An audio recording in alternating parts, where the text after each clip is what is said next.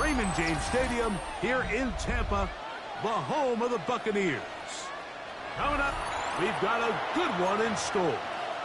It's the Los Angeles Rams and the Tampa Bay Buccaneers.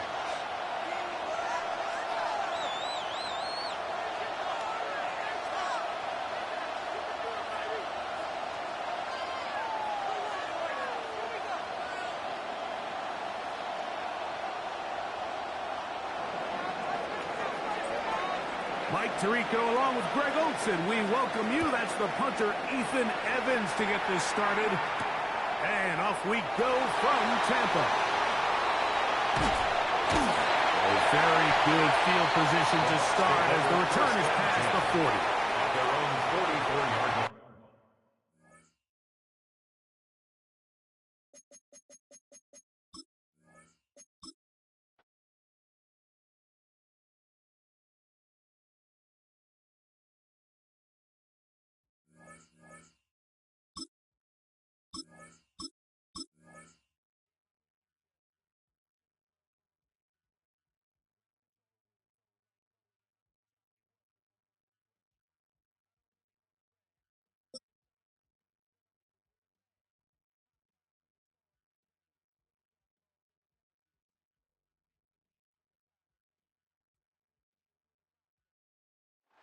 DA Sports coverage of the NFL has us on the west coast of the Sunshine State. Downtown Tampa's the spot, Raymond James Stadium.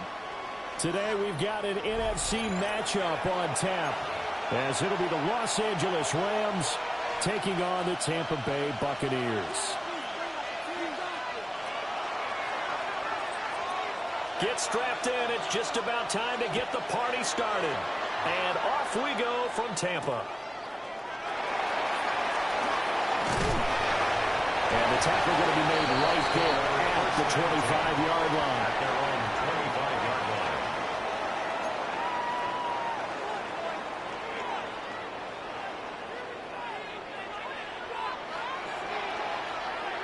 Point it right, point it right, point it right. Get 20. Got. On the first snap, here's Mayfield. He'll find his rookie wideout from Ohio State here. And they work this well upfield across the 45. It's a well-executed 22-yard gain. Certainly no settling into the drive there. They came right out on the first play and attacked the middle of the field for a big gainer and a first down. A big hitter to start the drive has him up near midfield here for 1st and 10. 180. Stop. Mayfield down. And his throw is incomplete.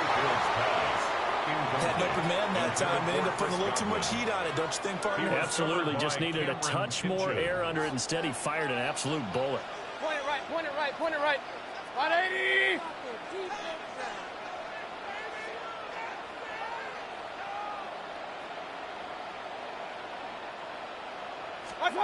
Mayfield to throw it. Looking for Godwin, and he's got him complete.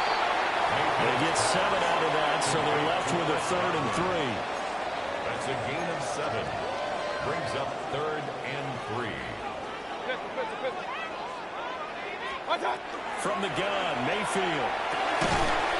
And a quick throw here that's complete. And he is going to have the Buccaneers first down. It won't be by much. He needed 3, and he got 3, barely. But the mark shows first down. Well, that's one way, and a good way to get things going offensively. One play in, and they're already on the move. The defense, they're hoping that's not a sign of things to come as this game unfolds. On 1st and 10, here's Irvin.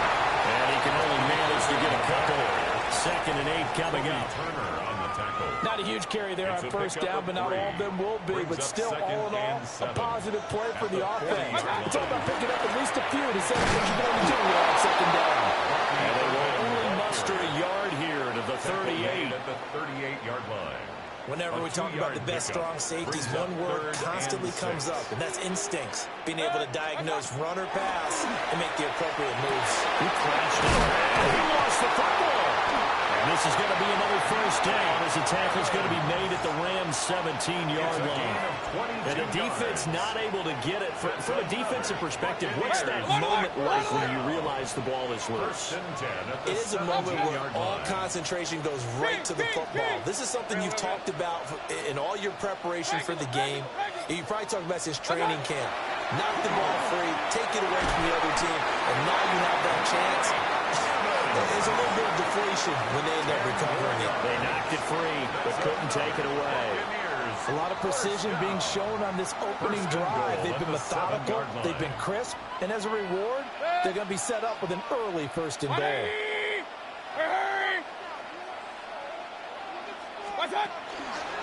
Baker going to give it to Irvin. And a minuscule gain of maybe a yard from the 6 to the 5. It's a gain of a couple, and it'll be second and goal. Pickup of 2 brings up second and goal.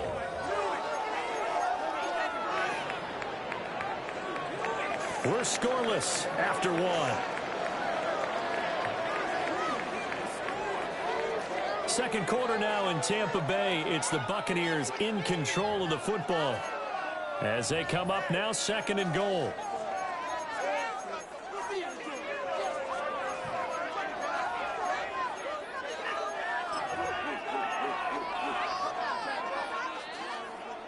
Real. Working out of the gun, Mayfield. Under pressure, down he goes. Sacked at the 10. And not a good time for the sack on second and goal. A loss of 6. And now it's third down. Kings. Hurry. Run. Pistol. Stop. To throw, Mayfield. And it's caught. They do get 8 out of the pitch and catch. However, it's fourth down. And how about this first drive? They're being aggressive, slinging it around. Really confident, too, because they're not trying to fool them with running plays, throwing it, and they're being very successful right now. And on their first drive, the offense staying out there. They're going to go for it on fourth. 180. Mayfield. Rifles one, and it's going to be intercepted. Oh, they were so close to the goal line, Charles. Fourth down, they figure, well, we'll go for it. But the decision to pass winds up being a bad one with that interception. Well, I think you said it really well. They may have just figured we're this close, we may as well go for it. Or they had a plan right from the beginning coming into this game to be aggressive. In any event, it didn't work out for them. Now it's second and 10. Ready. 180. Here's Stafford. Well, tries to force it in, and it's intercepted. It's a pick 6. He brings it back to the house for a Buccaneer TD. Excellent play there, CD, on the pick 6. And I think were they a nickel? Did they have an extra DB out there? Yeah, Brandon, I think they went standard nickel, not the Buffalo, as teams like to call it, meaning 3 safeties for big nickel. They just wanted to take away the quarterback's throwing lanes, and that's exactly what they did, and came through with a big-time pick 6. Extra point by McLaughlin is up and good. And it's now a 7-0 game.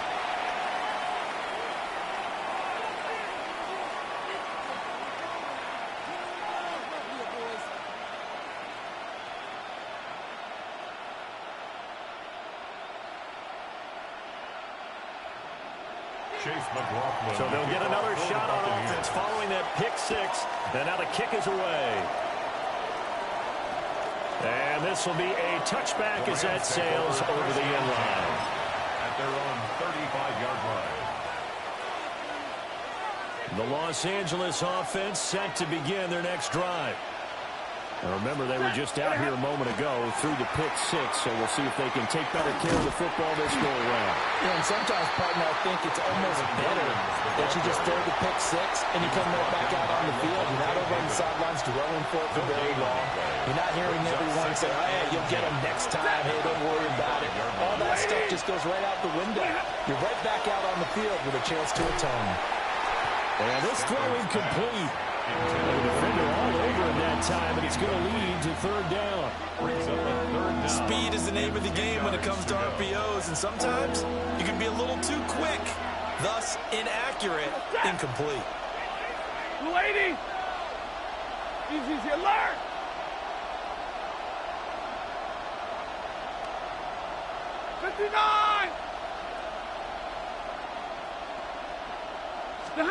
Stafford.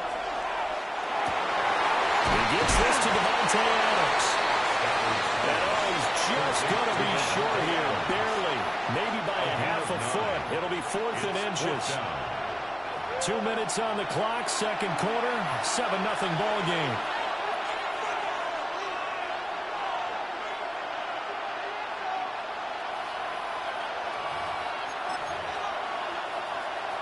So in their own territory, but they only need a few inches, so they're going to have to go for this thing. We'll see. Maybe a surprise pass or run. What will they do?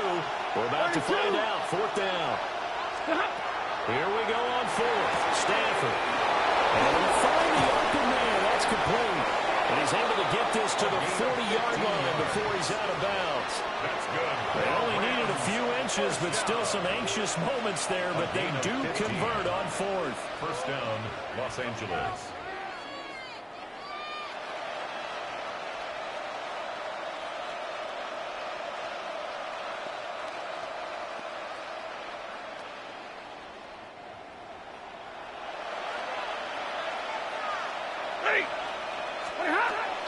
Now a first down carry. It's Williams.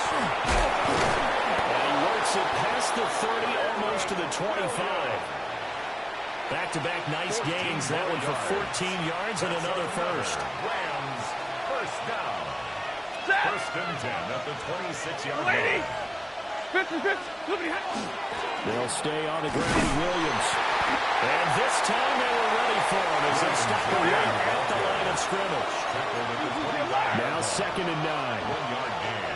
Brings up 2nd and 9. To the right, 22. Now Stafford. And he takes a shot on the release as this will be incomplete. And he's only hit on 2 of his first 6 passes. Time for a quick quarterback regroup here with a big 3rd down coming up. Now play number 8 on this drive, and they need 9 yards to pick up the first on 3rd. They'll send a receiver here in motion right. Stafford now to throw. And now another one thrown incomplete. I like the call. It looked like the right time to dial up the running back screen. But this one got disrupted right from the start and ends up falling incomplete. A 42-yard attempt. And his kick is good. And they are on the board, but still trailing. It's 7-3.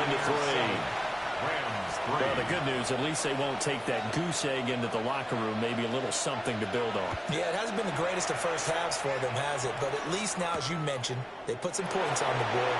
And it's been fun in our experience watching games. Sometimes something as little as a field goal can change the fortunes of the team, and they could come out with real sharp in the second half. The Tampa offense ready to get their drive started. And just inside of a minute left, Charles. They got a pretty long field ahead of them. I'm curious to see how they play this. But you would think definitely enough time to at least try to get 3 out of this. Yeah, you want to move with a nice sense of pace. You want to up the tempo a little bit, but you have to do it with some poise as well. You don't want to go so fast that you hurry yourself into mistakes. There's enough time to put points on the board if they do it right. And even though they have the lead, you know that they would love to extend this lead before heading to the locker room. The Bucs going to go ahead and use the second of their timeouts as they'll stop it with just over 40 seconds to go in the first half. Evident there that he learned his lesson from the last drive. No way he was going to force a throw that time. When nothing broke open, kept it, and ended up running for a first down himself. Back-to-back good plays have him on the move on first down. 20.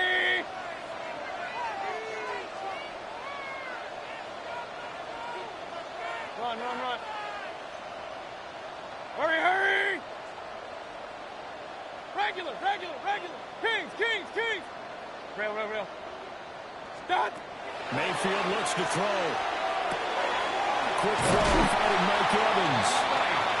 The Bucs forced to use their third and final timeout, as it'll come with 36 ticks to go in half number one. First and 10 at the 38-yard line. Throwing, Mayfield. Looking Mike Evans' way again, and he's got another one. And he is out of bounds inside the 30. 10 more yards. They still need about the length of the football here, maybe a little less as they come up on 2nd and inches. Now Mayfield. Got his man complete over the middle. It's Evans. And they do get him down, but not before he's able to slip it inside the 5-yard line. It's all pretty simple sometimes, isn't it? Go where the defenders are not, and he does exactly that. Makes a nice catch to move the chains. Defense, got to find a better way of accounting for the shorter routes that are being run against them. To the end zone, but it's incomplete. That's a pretty play there. Got in at the last second, helped force the ball free, and kept them out of the end zone. Line of scrimmage, again the 4-yard line. 2nd and goal. They'll throw again. Here's Mayfield. Looking end zone, but it's incomplete. I see the surprise in your face there, partner. That is a rare incompletion from him. He's been on point this entire game. He has percentage completion-wise way up. Not that time. Big play coming here. It's 3rd and goal. Point it right, point it right, point it right. Here's Mayfield. He'll try and do this himself. An off-balance throw there, and it's going to wind up incomplete. They love to try to take advantage of his height, and I wouldn't be surprised to see them try to run it back and try it again, maybe with a little less mustard on the throw. And his kick is good.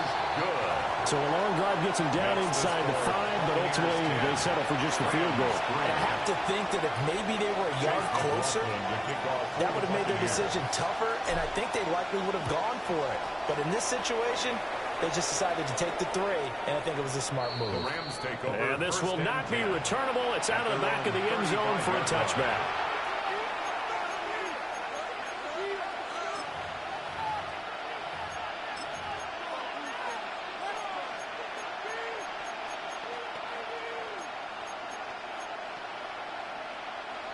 The Los Angeles offense set to begin their next drive. 1 second, all that remains. Now he's going to step up and run. And that's going to be incomplete. First half in the books. You're watching the NFL on EA Sports.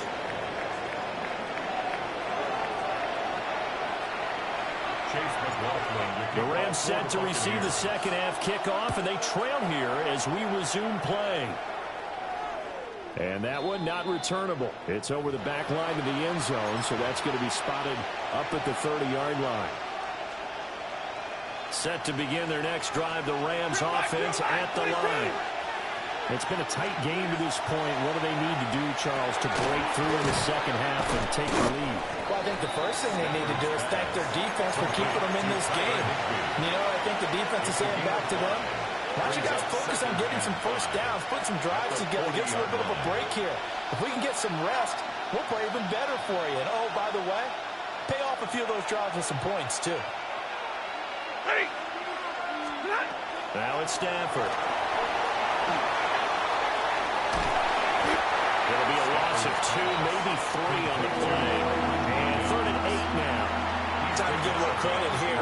That was an excellent read by the guys on the defensive side of the ball. Oh, you're crediting your defense. Got to credit them on that one because they tried to fool them, right? Tried to trick them. Ran a screen, and they went to it and smothered it for a loss of yardage. Middle.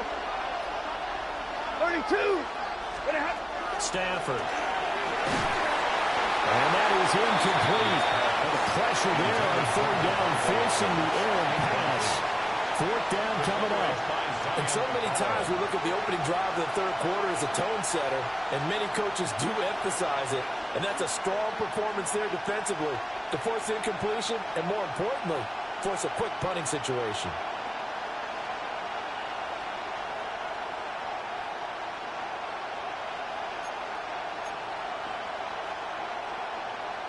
This offense converted once on 4th down earlier. Now they're out there again to try once more. Easy, alert! Stop! They snap it to Stafford. Trying to get it to Adams, but it's intercepted. Down the sideline he goes. That's a pick 6. He brings it back to the house for Buccaneer TV. McLaughlin now to add the PAT. It's up and good, and that makes it 17-3. It's the score. Buccaneers 17. Rams 3.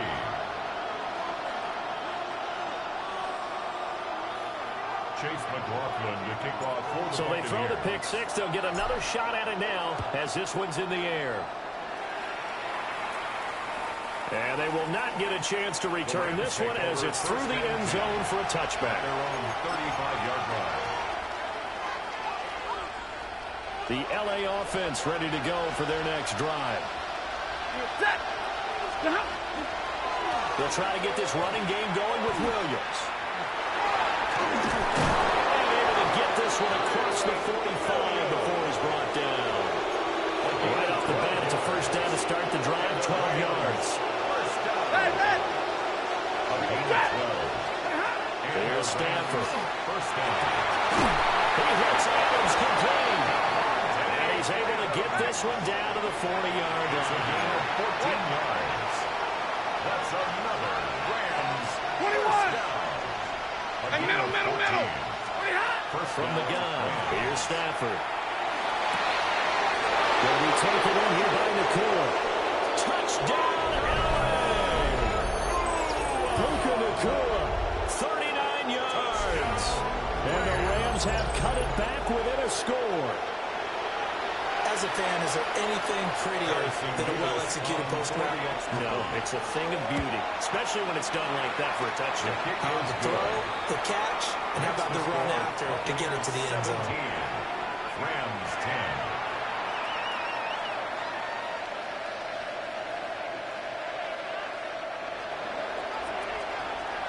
This game back within a touchdown now as the kickoff's away.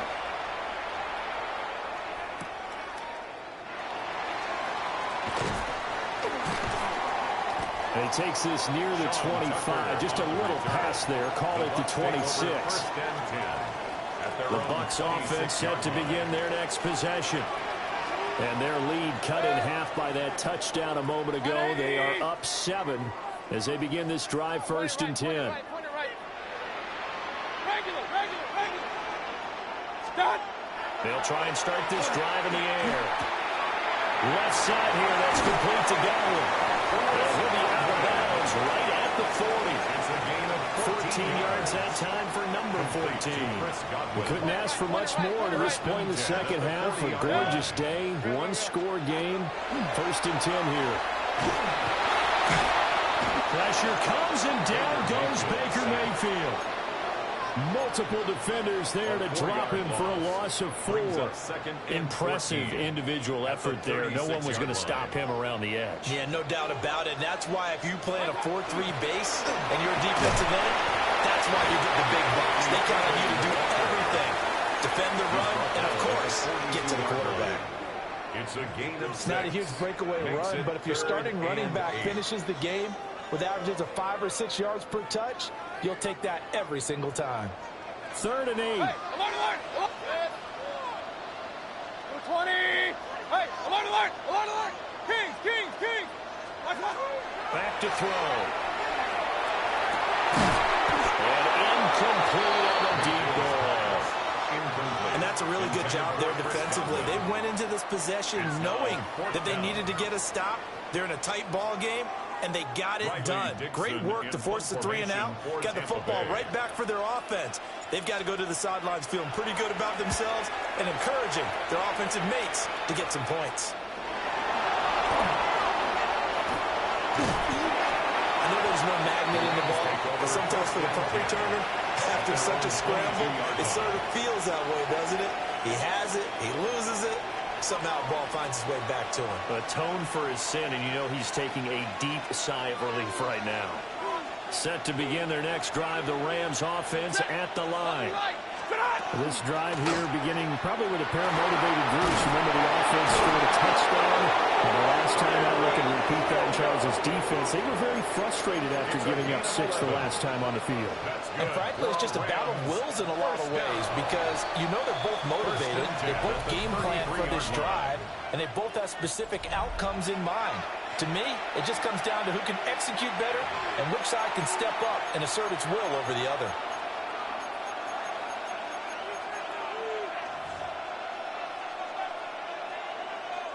So they'll come up 1st and 10 now from the 33. Omaha, ready to move. Lady, alert. 22. Stop. Back to throw, Stafford. And it's complete to Adams. And they bring him to the ground just shy of midfield. 17 yards is the pickup there for number 17.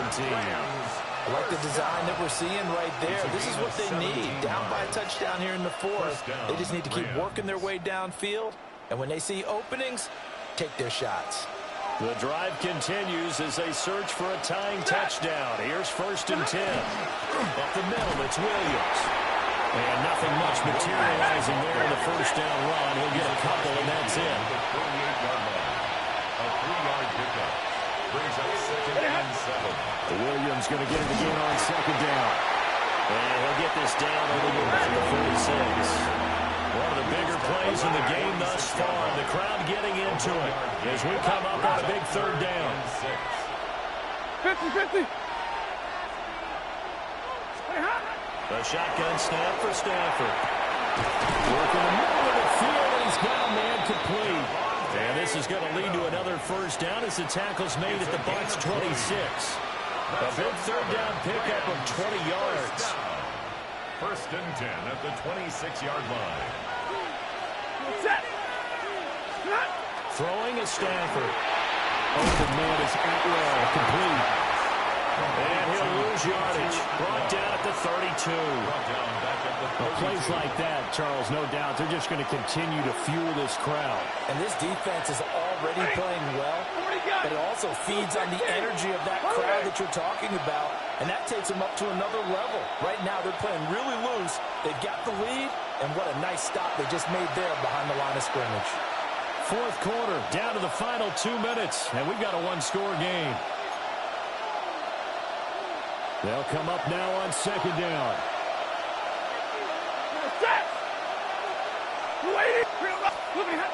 They go back to the ground with Williams. And he'll be brought down at the 21, just shy of the 20 in the red zone.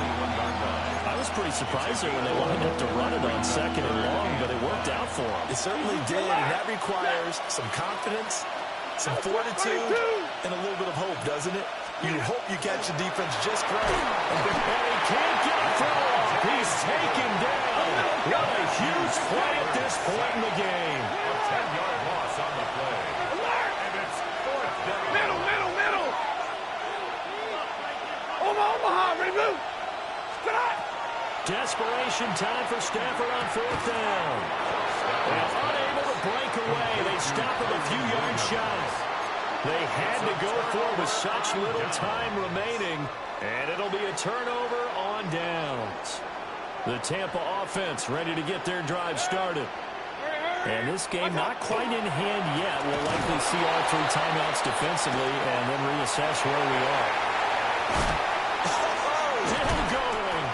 And he goes out of bounds just shy of the 45. Every player I know tends to play the game in his mind before it actually happens.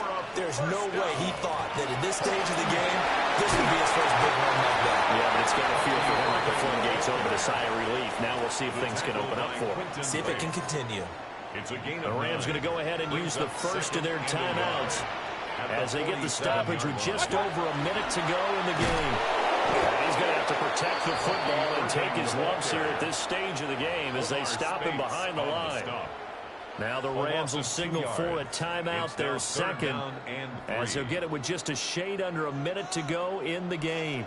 3rd and 3. Hurry. 20 right. 20. Stop. They'll try and run here with Irvin. But he's going to be a yard short.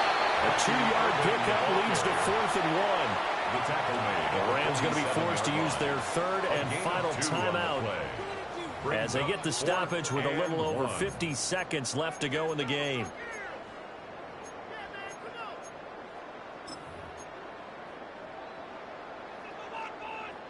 And here's a big one now. Trying to hold this lead. They're going to go for it here on 4th down. 180.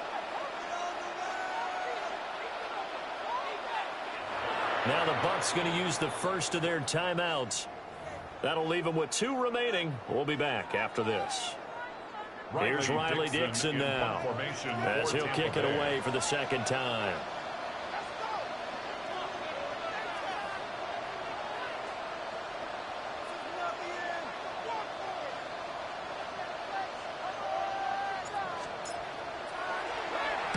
Oh, it's a wobbler here. And looking up into the sun, he's able to make the fair catch inside the 20-yard line. Officially just 27 yards there on the punt. And the Rams will go on offense here for the 1st and 10. This is 1st and 10.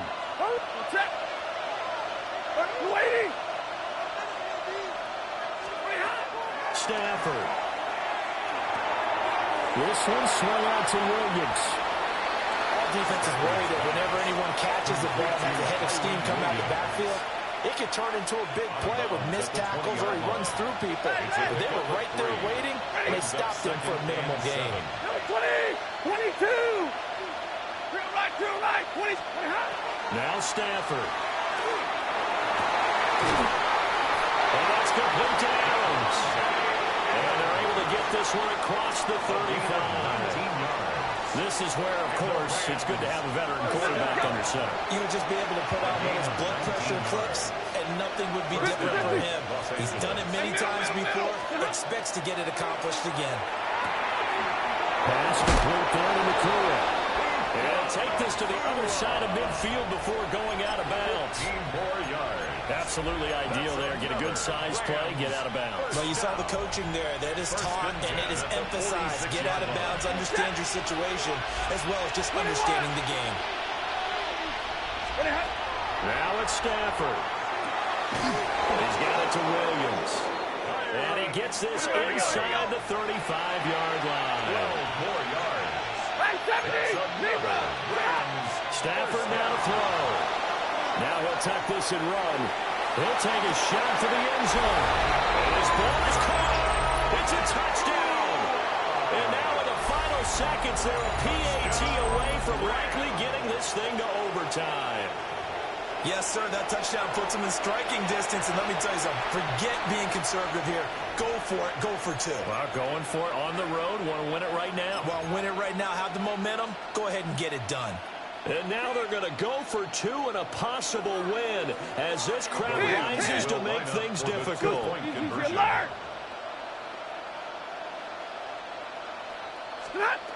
Stafford's going to try and throw for it. And they do not get it. It's incomplete. They went for the win, and the big gamble does not pay off. Rams 16. So looking at this situation, you should have time for the onside kick and then at least one play. Oh, did the Rams get it? Yes! LA football. A field goal will do it for them. They got the onside kick that they needed here. We'll see if they can do the rest. Some teams are just not comfortable waiting to see what happens. Some teams like to force the action. That's exactly what we saw with this onside kick. Set to begin their next drive, the Rams offense at the line. The last time out, they had to march almost the full length of the field for their touchdown. So here, much easier, Charles, with this better starting field position. I love your sarcasm, but I love even more your observation because, look, what they did last time out, now with a shorter field, they should have a lot of confidence that they're going to put more points up on the board.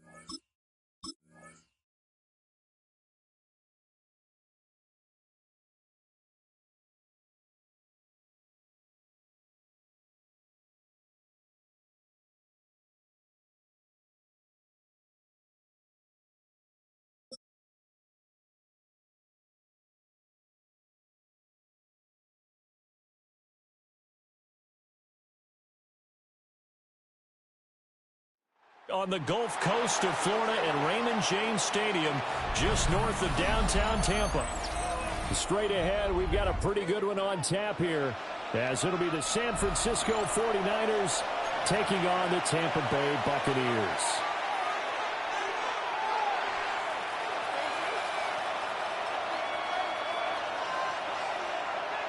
Eddie Pinheiro set to kick off. Here's the former Florida Gator, Eddie Pinheiro, to get us started. And off we go from Tampa.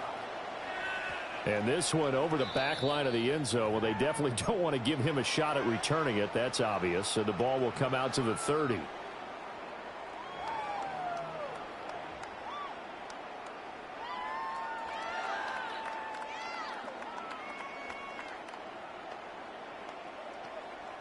Ball up to the 35 now as they come up on 1st and 10. On the ground, it's Irving to start the drive. Calling no gain on the game's first play. And it's 2nd down now. No gain on the play. So nothing there that time, and maybe you need to look to the O-line. They weren't able to create any space. No, they weren't, and you know as well as I do, as many offensive line coaches we've ever met, I think that'll be addressed loudly when those guys get to the sideline. And they're usually loud and big. Throwing, Mayfield. And the Niners get there and bring him down.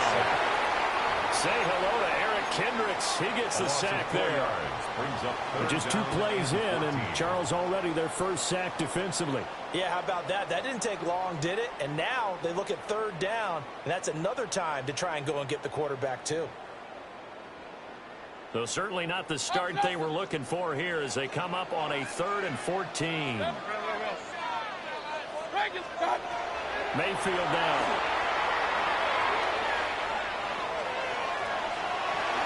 He sets the fire deep.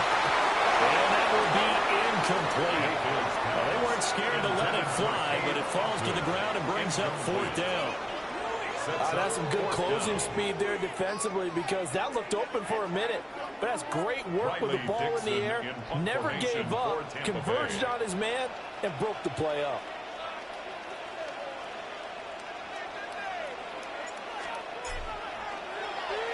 Dixon, the punter, is on as he sends it away. Now Brown. And he'll have this past the 30, finally going out of bounds. Nice punt, but good work on the return to get back 11 yards. And the Niners will go on offense, 1st and 10.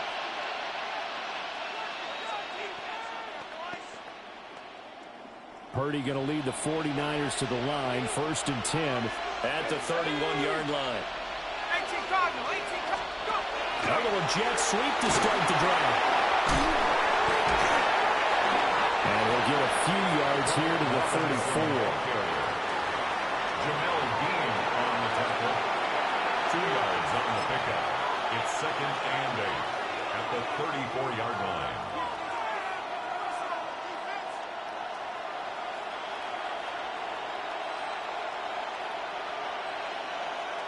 From the 34-yard line, here's a 2nd and 8. Get set, get set.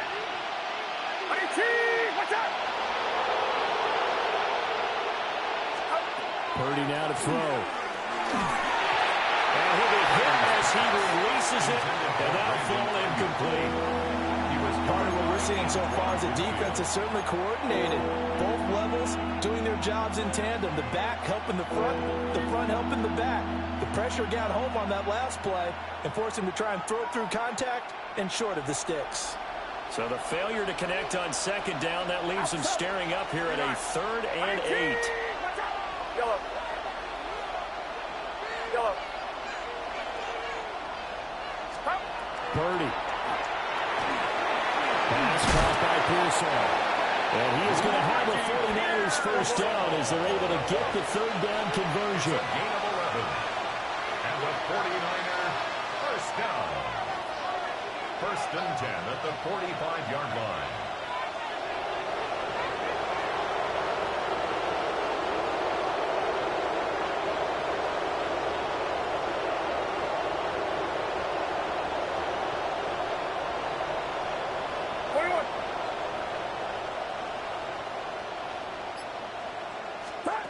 Purdy looking to throw. Connects with Kittle underneath. And just 3 yards on the catch there. He couldn't get away. And it'll be second down. I think defensively you're okay with that. You're in the first quarter. He's going to get some catches, but they rallied to him quickly. And that's what you count on. And I like what you just said. First quarter, can you do it all game long? They catch it, you tackle them, they go down on the spot. Because when you're able to do that and you don't give up big chunks of yardage after the catch, now you put the offense in a position where every series they have to work hard to pick up first downs, and you tend to stall them out when you do that. Yellow. Yellow. Yellow. Throwing here, Purdy. Again with a big tight end, George Kittle. And Kittle going to have a 49ers first down as he'll take this down inside the 45. And the tight end is certainly a position built to move the chains because they can control space underneath. If they've got good hands, then, of course, they're a dynamic target. But one other thing is they're right in the sight lines of a quarterback on just about every play, and that makes it easier for the quarterback to pick him out and deliver. First carry of the game for Christian McCaffrey. And nothing doing. He's immediately taken down at the line of scrimmage. He'll lose a yard there, and it's 2nd and 11. When a draw works, it can be a thing of beauty. But when it doesn't, oh, it can be ugly. And in this case, loss of yardage ugly. No score after 1 on EA Sports. The 49ers with the football here to begin the second quarter as they've got it 2nd down and 11.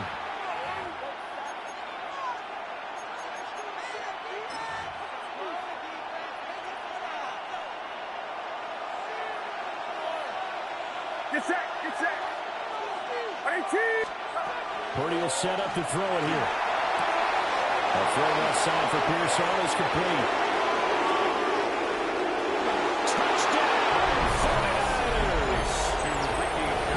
Pearson, 44 yards. And the 49ers post the first points of the ball game as they take the lead here in this second quarter. And that is the definition of yards after catch. They go short on the pass, and the receiver does the rest. Seems so harmless, doesn't it, to throw it underneath, a short pass like that? But, boy, it gets dangerous in the hands of the right receiver as he makes a move and takes it the distance. Piñeiro's extra point up and good.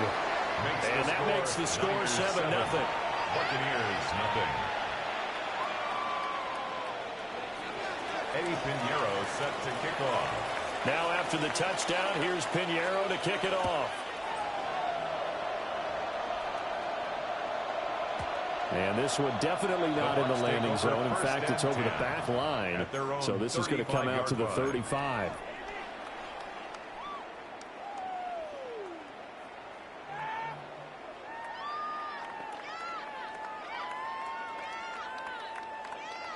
The Bucs offense set to begin their next possession. They'll be looking to match that touchdown from a moment ago. 7-0 is the score as they begin with a first down. The pass is caught by Cade Otton. And he'll be taken down, but not before he works it past the 50. A quick first down pickup. Good start after going 3 and out on their opening drive. Yeah, that's a nice pickup there, especially when it comes on the heels of a 3 and out the first time you have the ball. They were determined to not have that happen again, and that's a nice throw for their first down of the game. Hurry, hurry. 20.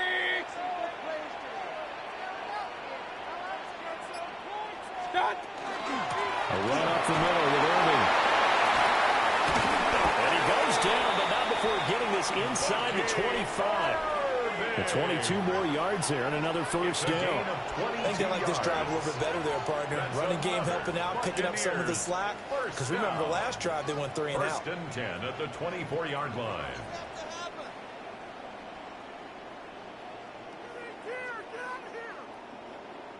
Back-to-back good plays have them on the move on first down. Once again, it's Irving. Fine work there as he gets this thing down to the 11-yard line. 12 more yards there and another first down. Would you say this offense is locked in right now? They're having no trouble on this drive. What is it, 3 plays, 3 first downs? Yeah, you talk about on the march. They keep this up, they'll get to that end zone real fast. Now a 1st and 10 at the 11. Hey. Scott. Mayfield to throw it. Now this will be well too low for him to bring in. It's incomplete. Well, congratulations to them. They come through defensively with another stop. And let's face it, this secondary, they've gone unchallenged so far in the first half.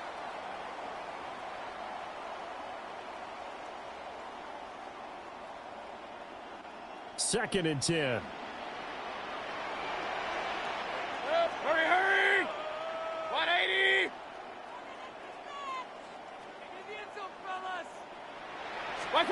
Mayfield looks to throw.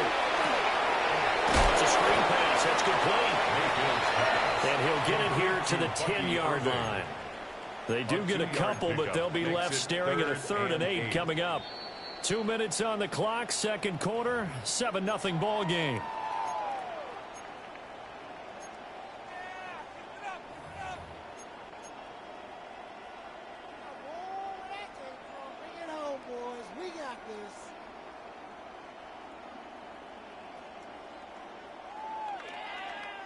Here now a 3rd down and 8. Set. 180! Regular. Point it right. To throw, Mayfield. Now he's going to step up. And he's into the end zone. Touchdown, Buccaneers. Baker Mayfield. A 9-yard touchdown run. And the Buccaneers are an extra point away from drawing level. If you're going to play quarterback in the NFL, you've got to have great vision, and you've got to remain calm when things break down in the pocket. Both of those traits were on display there. He surveys the situation, sees the middle of the field open, so he's just going to step up and take it himself. Very well done there.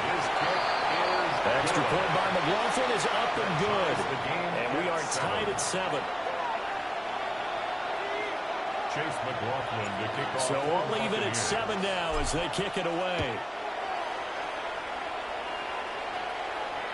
And that is over the back line of the end zone. It's a touchback, and they'll bring this out to the 30.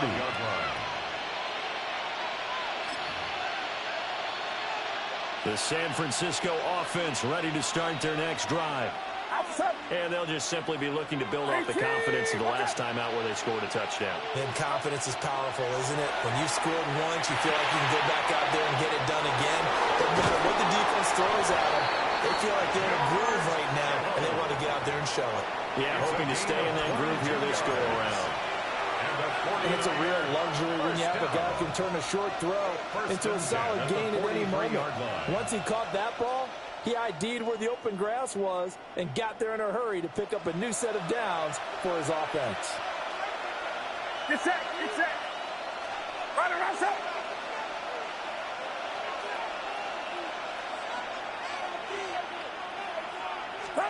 Now Purdy. That's complete to McCaffrey. Short completion, just 4 yards, and it'll be second down. A gain of 4. It's now 2nd and 6 at the 39-yard line.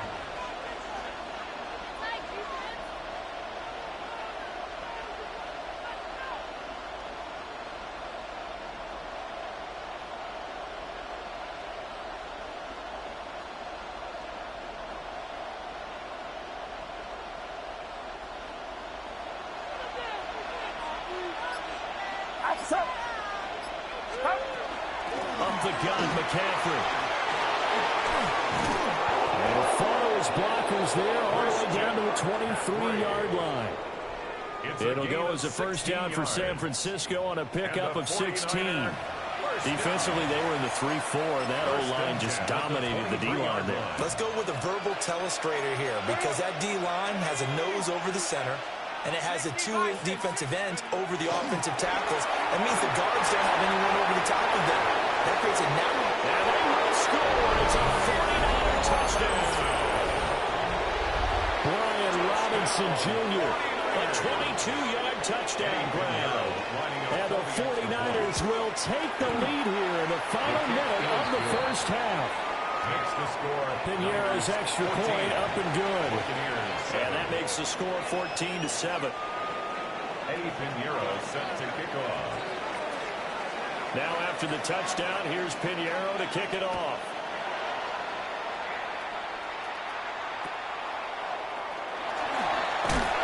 And able to take it past the 25 and up to the 28-yard line. 28-yard line.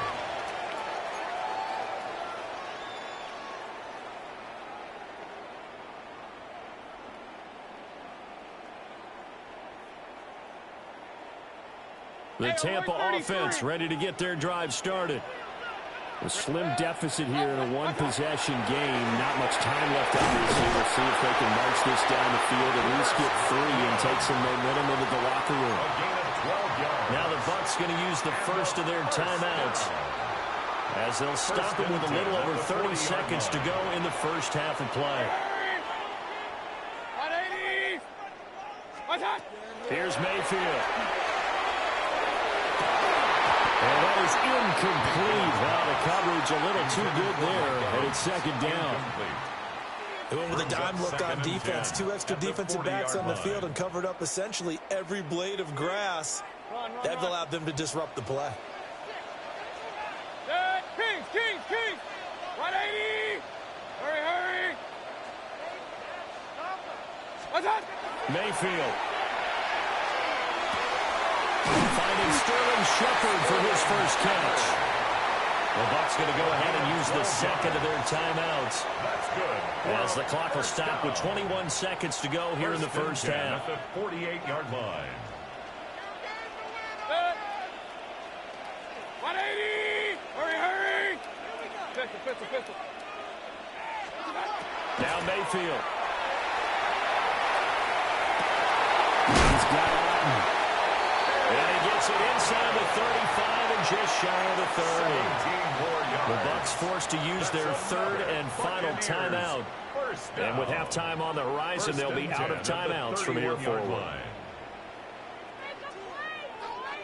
Line of scrimmage, the 31 now on 1st and 10. Back to throw again. Open man is Ibuka.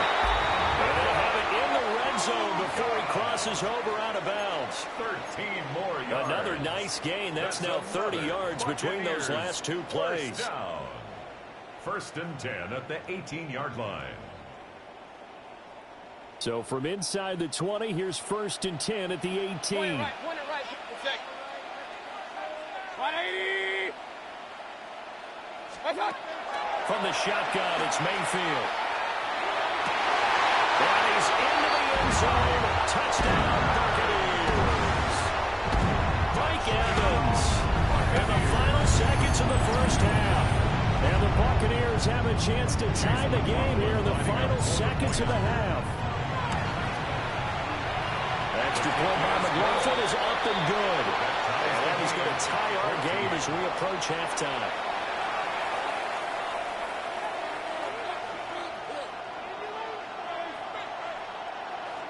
Chase McLaughlin to kick off. So 6 seconds, all that remains of this first half as the kick is away.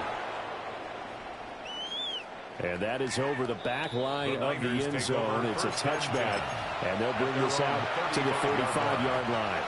The 49er offense set to get this drive underway. And only 6 seconds on the clock, so time likely for just one play. And defensively, they're just looking to keep him contained as they're able to get him down. And with just 1 second remaining in the first half, they'll call the timeout. And you see the clock almost empty, so this is likely the last play in the second quarter. Get set. They stay on the ground. McCaffrey again. And we'll get it out to midfield. They'll spot it right at midfield at the 50. That's it for the first half. 2 more quarters to go. We'll have plenty more to see after the break.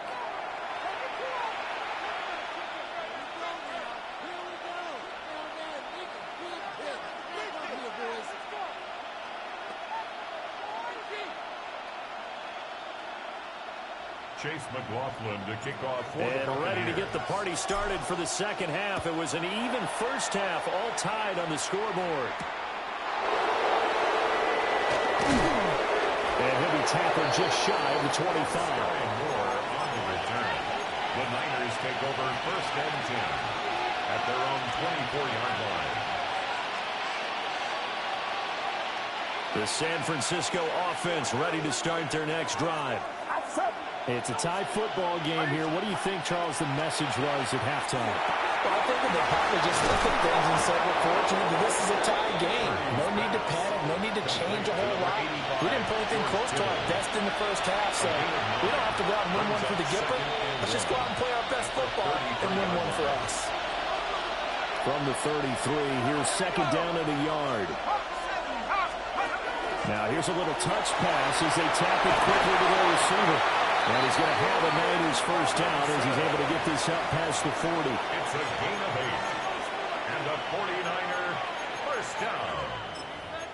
1st and 10 at the 41-yard line. Back-to-back good plays have them on the move on first down. Get set, get set. McCaffrey running up the middle. And the big boys up front, they're going to stop him right and blind. Officially, it's a 1-yard loss. That's going to bring up 2nd and 11. No daylight for him to run through there, and he ran into the defensive tackle, and that guy blocks a whole lot of daylight as it is. He is truly a big man who just made a big play. Second down and right back to McCaffrey. And this has been a familiar sight all afternoon as they stop him behind the line. They lost 4 there, and it's 3rd down. I thought he did a nice job there setting an edge and make sure nothing could get to the outside. But he decided that wasn't enough for him. Worked his way back inside and made the tackle on the ball carrier. Now on 3rd and long, they'll look to throw. Work in the middle of the field, and he's got a man complete. And this is going to lead to another first down as the tackle's made at the Bucs 37. Able to convert on 3rd and 14. A terrific play call. So from Buccaneer territory now, it's 1st and 10 at the 37-yard line. Play action, and now here's Purdy to throw it. That's over the middle and caught by Pearsall. That's good for a gain of 6. And it's 2nd down. Brings up 2nd and 4. Final minute now of the 3rd quarter. 1-yard line. Get set, get set. Out of the gun, Purdy. And that falls to the ground, incomplete. A nice job of lining him up defensively. And now it brings up 3rd down. To give you an idea of how accurate he's been throwing the football, we're in the second half. That's just his 2nd incompletion. Well, if he's not locked in, that means everyone's locked in, because to me it's like throwing a no-hitter in baseball. The pitcher may get the credit. A lot of people making plays behind him in the field. What's up? Here's Purdy. That one complete to his receiver, Jennings. And he's going to have a Niners first down by about 3 yards or so as they wind up getting 7 there on 3rd and 4. And Brandon, from our time in college football, where receivers weren't running the traditional NFL route tree, one thing they did learn, find open areas, find soft spots, and set up and catch the ball. And I think we just saw that there. Yeah, we saw that indeed, picking up the first. That's caught by Jennings. And the result here, a pickup of 8. Leaves him with 2 to go on 2nd down. Brings up 2nd and 2. And as they come to the line, they will not be able to get off another play as time has run out on this 3rd quarter. We'll return with more after this. You're watching the NFL on EA Sports.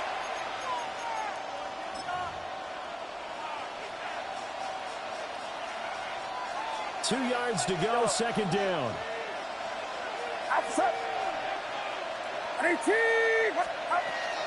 They go play action here. Purdy. And across the chalk into the end zone. It's a 49er touchdown. Juwan Jennings, a 14-yard touchdown. And the 49ers answer back with a touchdown of their own to break our tie and take the lead here in the fourth. Pinheiro now to add the extra point.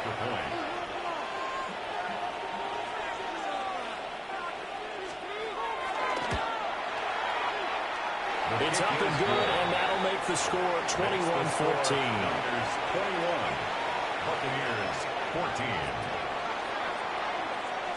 Eddie Pinheiro set to now after the touchdown, here's Pinheiro to kick it off.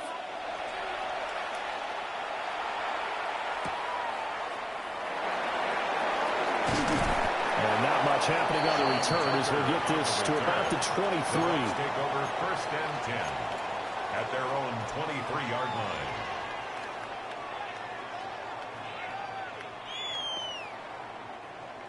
The Bucs offense set to begin their next possession. The pressure is on now. They're being shut out here in the second half after a decent first half offensively. They need their best drive of the game right here. Left side here, that's complete to Godwin. Just a gain of a couple there. And that's going to bring up second down. One thing I think that's safe to say defensively, the tackling's been really good. And because of that, it's been very, very hard for them to move the ball because you're not getting the benefits of run after catch. They're tackling them almost on the spot. That means they have to run extra plays, harder to move it. The ball comes out, but this will fortunately wind up out of bounds. And the defense says they have it. Yes, they've got it. I don't know about you, but I could hear and feel the sigh of relief all the way up here in our booth. That was palpable. The sideline, the friend there. No doubt about it. If ball goes over the sideline, able to retain possession, no turnover. I know his coaches are screaming, just hang on to the ball, man. The Tampa offense ready to get their drive started. And now they'll look to answer working from behind. And remember, this offense has sputtered yet to score here in the second half. They'll need to change that here. And he swallowed up right near the line of scrimmage. Taken down. Just a yard on the first down carry, so it's 2nd and 9. And the big fella stuffed that one up in a big way. I think doubling him has to be a priority because you can't move up to the next level if you don't take care of him first. 2nd and 9. Throwing, Mayfield. On the throw, led him too much that time. It's incomplete. Just a little beyond the reach there of his receiver. That's probably one he wishes he had back. He wishes it had been 7-on-7 in practice, or maybe even routes versus air, because that's a completion he makes, 9.9 times out of 10? Just missed that one. After an incomplete pass on 2nd down, that'll leave him trying to convert on 3rd and 9. He forces one there. It's a potential dagger as it's intercepted. Picked off by the linebacker, Eric Kendricks. And the 49ers are going to take over at their own 41. And that's a great example of ball skills right there, partner. You and I do a lot of games, and I can't tell you how many guys look to run with the football before they've intercepted it. So that's a nice job of focusing on the task at hand and coming away with the interception.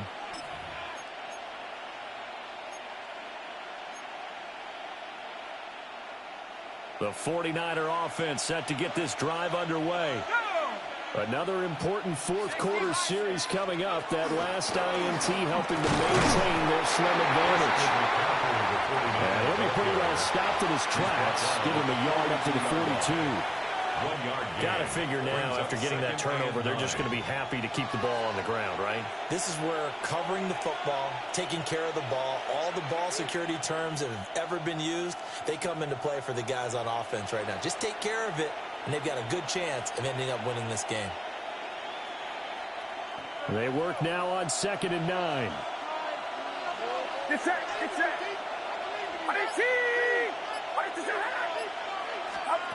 Oh, they're going to run a little pop pass here. Oh, that is well read defensively. A great job of setting the edge, and that little touch pass is going to turn into a loss. Fourth quarter, down to the final 2 minutes, and we've got a one-score game. Possibly a turning point. Big play coming. This is 3rd and long. Watch out! Yellow. Yellow. Yellow. Purdy now to throw. Pass caught by Pearson. And he'll get this up near midfield, but that's still a few yards shy of the first down. 8-yard gain. It's 4th down.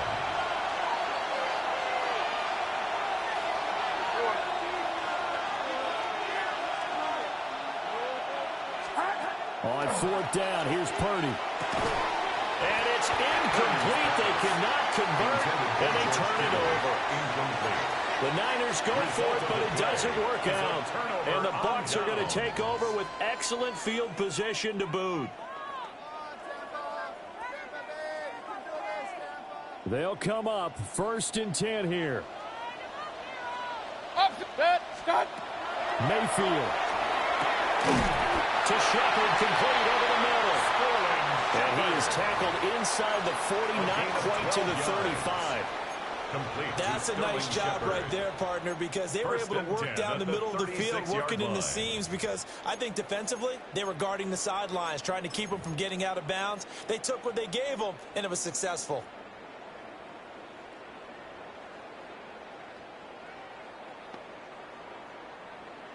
Plenty of time. All 3 timeouts still remain. Here's 1st and 10 now. 180. Run, run, run. Watch out. Mayfield. Now we'll take this and run. One thing that makes him so tough in these 2-minute drills, you've got to take into consideration he's mobile. And that's a big plus for him, but he also has to be careful with that mobility. Sometimes getting rid of the ball and stopping the clock is more important than running around and maybe taking a sack. Here's a quick pass. He's got Chris Godwin. And he's down in the red zone at the 15 after a gain of 15. 1st and 10. Complete to Chris Godwin. Real. 1st and 10 at the 15. Mayfield to throw. Now he's going to step up and run. And they'll lose yardage here. Knocked back to the 19-yard line. Now the Bucs going to use the first of their timeouts as they stop it with 28 seconds to go in this football game.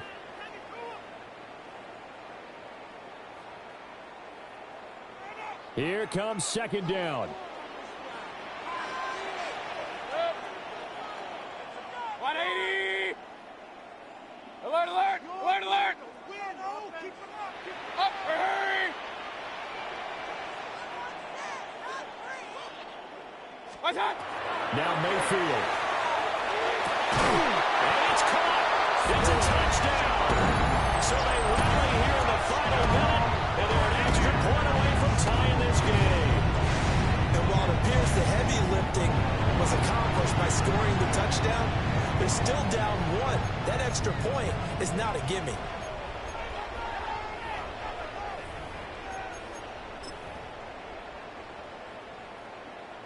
McLaughlin for the extra point. For the point after. And we are tied here in the 4th quarter. That ties the game at 21 apiece.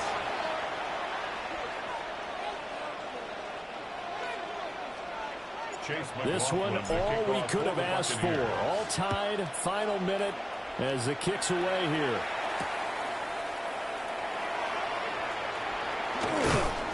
Oh, a dangerous return man showing it here. Sky Moore on the return. The Niners take over 1st and 10 at their own 31-yard line. Here's 1st and 10. Get set, get set. 180. Purdy to throw. Oh, a heck of an effort there as he'll make the diving catch. The 49ers now going to use the first of their timeouts, as it'll come with 15 seconds to play in the ball game. 2 timeouts still in their back pocket. It's 1st and 10. 180. Watch out. Yellow. Here's Purdy to throw. Completes it to Jennings. Now San Francisco will call their 2nd timeout. And as the 2 teams talk it over on their respective sidelines, we take a break.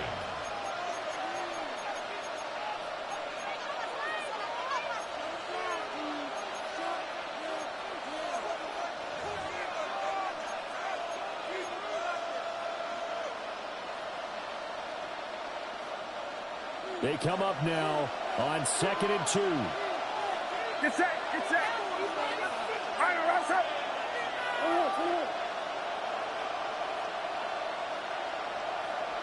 Yellow. Yellow. Up. Throwing, Purdy. Oh, look at this. It's intercepted. Picked off by Jamel Dean. And the Bucs are going to have it here just past the 25. But we say it often, Charles, but not all interceptions are created equally, and that is a big one here in a tie ball game in the fourth quarter. And, Brandon, when games are this close, it usually comes down to the team making the fewest mistakes, and that was one of our mantras back at Tennessee. Coach Major used to say all the time, the team making the fewest mistakes will win. You've got to cut those down to give yourself an opportunity. Hurry, hurry! Hey, Lloyd, point it right. Hurry, hurry! Stop! Here's Baker. Looking for Shepard deep. And got his man complete. And he'll be brought down with a penalty flag on the field. It was a late decision to throw, and it might have been too late. Of course, they have the option, and they choose to not take the penalty. They like the results of the play that they just ran, and they elect to let them stand.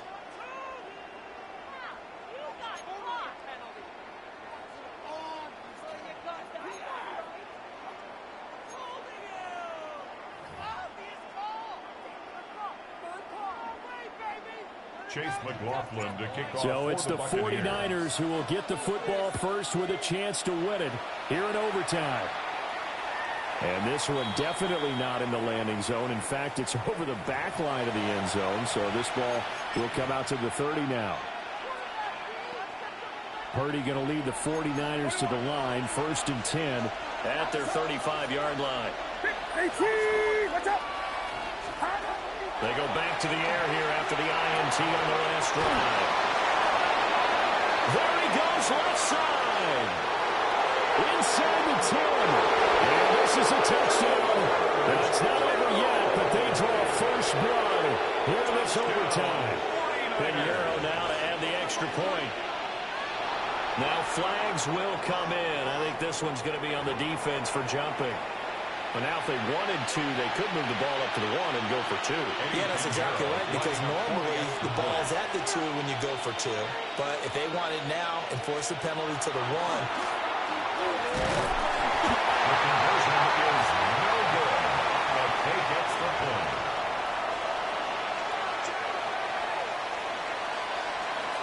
Eddie Pinheiro set to kick off. Now after the touchdown, here's Pinheiro to kick it off.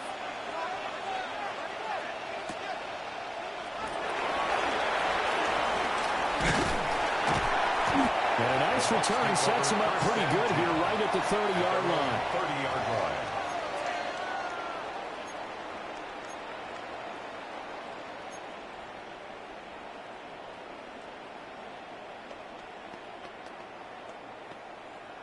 The Bucs offense set to begin their next possession. We have seen a lot of points here in this quarter. For us up here in the booth, it's been fun to watch. The defensive coordinators probably scratching their heads. Yeah, they're going a little bit crazy right now. But let's face it, all of our friends who play fantasy, they're enjoying the heck out of this show because most of them are creating and getting a bunch of points. Yeah, points certainly not at a premium here. Big yardage there on the scramble. It gets him a first down. Well, that turned out better than most of the passes he could have thrown on that snap. The coverage downfield was excellent, but the containment close to home left him a backdoor escape, and they paid dearly for not locking up. So from inside Niner territory now, this is 1st and 10 at the 42-yard line. What can Mayfield do here in the OT? And they're going to be set up down around the 15-yard line. Back-to-back plays of right around 30 yards, and the field position has totally been flipped. Another nice play there. They've gotten down into the red zone in no time at all. That's what this offense can do when they get on a roll. And now they're set up with a 1st and 10. Line of scrimmage, the 15. It's 1st and 10. Hurry! Kings, 180! To throw, Mayfield. Firing quickly here, and that's complete. And the Bucs are going to have a first and goal coming up as the tackle made at the 3-yard line. Boy, how about the speed with which this offense can get down the field? It's taking them no time at all to get down here. And now they're set up with a first and goal. 180!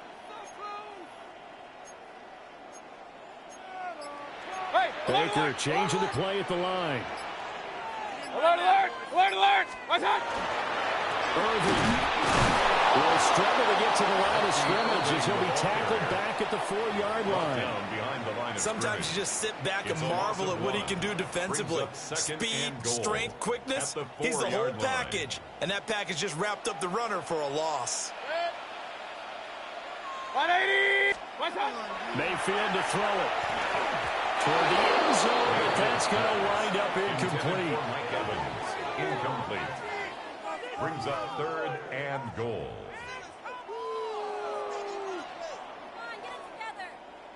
Of course, this definitely 4-down territory. Gotta have a touchdown on these next 2 plays. 3rd and goal. 20! Hurry, hurry! Real. What's that? Mayfield looks to throw. And he's got it. Caught in the end zone. Touchdown, Tampa Bay. Well, he wasn't the guy they were initially going for, but after going through the progressions, it worked. When you have plenty of people who can catch the football, you don't always have to go to your primary target, and sometimes that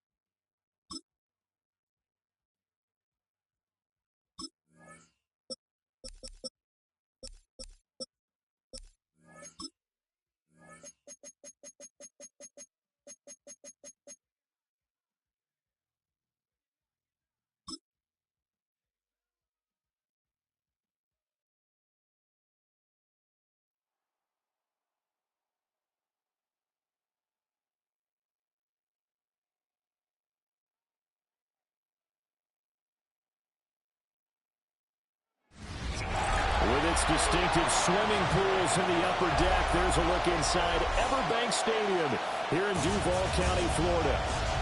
Tonight on this fine Thursday night, we've got a good one in store, as it'll be the Buffalo Bills taking on the Jacksonville Jaguars. Brandon Gaudin and Charles Davis on hand. Kickoff just moments away. Charles, quickly, keys to the game. For me, it's coaching. Who prepared his team the best going into this one to give them the confidence to believe that they would win the game? That's who's going to come out of this one on top.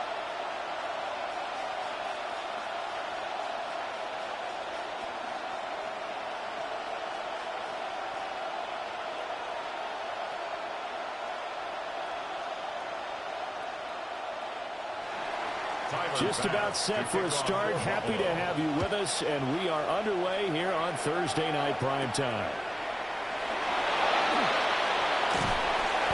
And he won't quite make it to the 25. So here's the first drive now for the Jags. They're led by the #1 overall pick in the 2021 draft, Trevor Lawrence. And you want to talk about enormous expectations being placed on a quarterback. How about what Trevor Lawrence faced coming out of college? But the good thing for him, he's used to it. He had the same type of expectations leaving high school and going to Clemson. They always expect him to be a franchise savior, whatever team he joins. And to his credit, he shouldered those expectations and he's doing everything in his power to follow through. And this will be a Jaguars first down as he's got this up to about the 34-yard line. A gain of 10 yards. And the Jaguars first down. Great beginning there under the bright lights of prime time. Yeah, it takes you back to high school football on a Friday night, doesn't it? When you feel like every eye in the county is on you. In this case, every eye in prime time is on you. Lawrence. That's going to be caught. It's Jacoby Myers. Lawrence's pass is complete to Jacoby Myers. 10 yards on the pickup. It's 2nd and inches at the 44-yard line. A good position to be in here, 2nd and inches. Running out of the gun with ETN. And he stopped immediately there. That backs him up 1 yard and brings up 3rd down. We all have habits. We can be somewhat predictable, and you know me pretty well on 2nd down and short. What I like to see. Play action. Yeah, without a doubt. I thought that was a great spot to call it. Instead, didn't go their way, did it? Now, defense sold out for the run. Worked out well. Lawrence on the sneak. And I don't think he got there. No, they stopped him right where it all started. Only a yard on the sneak, not enough. And he's a few inches short for 4th down. But that wound up backfiring. Instead of handing it to your workhorse fullback or running back, they went quarterback sneak, and now they have to punt it away. On 4th down, on is Logan Cook to punt.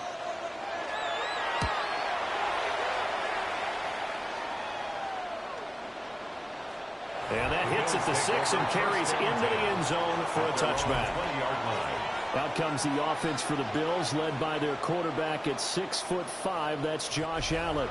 And in this league, there are many quarterbacks who have their most success running the ball, while there are others who have big arms. There aren't too many guys who can do both. And at the end of many games, this guy leads his team not just in passing, but in rushing as well. Allen and the Bills now with a 1st and 10 at the 20.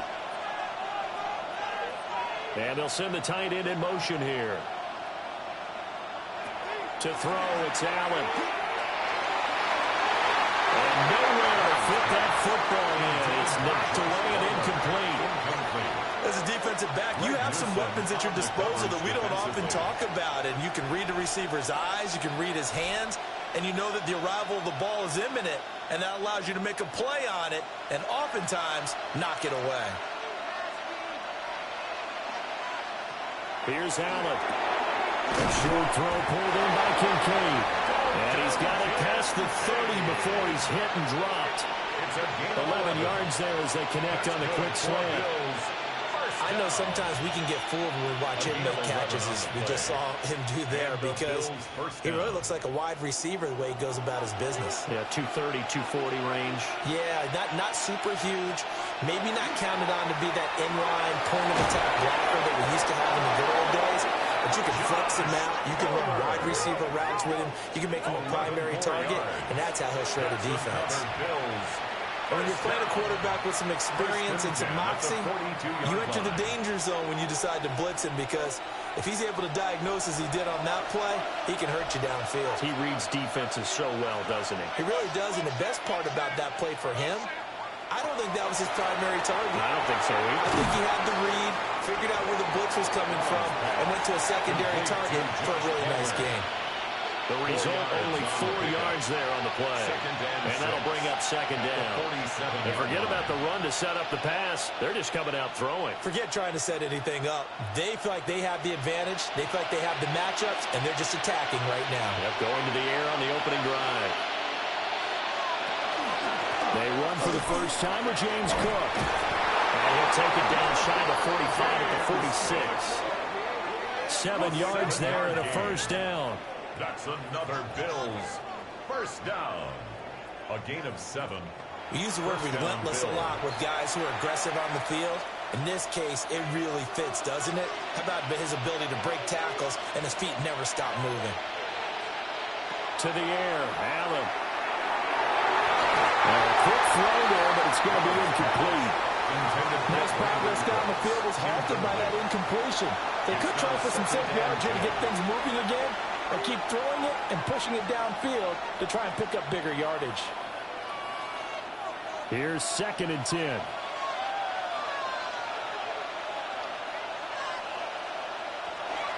Now Allen off the bootleg. And this throw incomplete. And the defender all over him that time, and it's going to lead to 3rd down.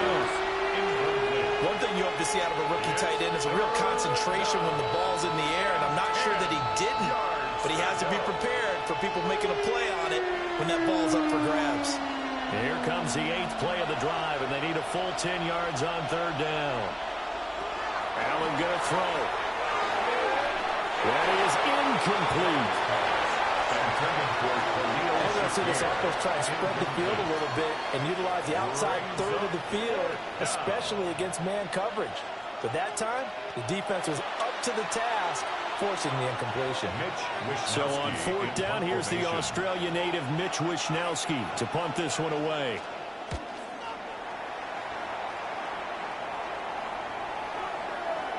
And he couldn't get it to check up. That kicks all the way into the end zone for a touchback. So time to see Jacksonville again on offense for the 2nd time here in this game.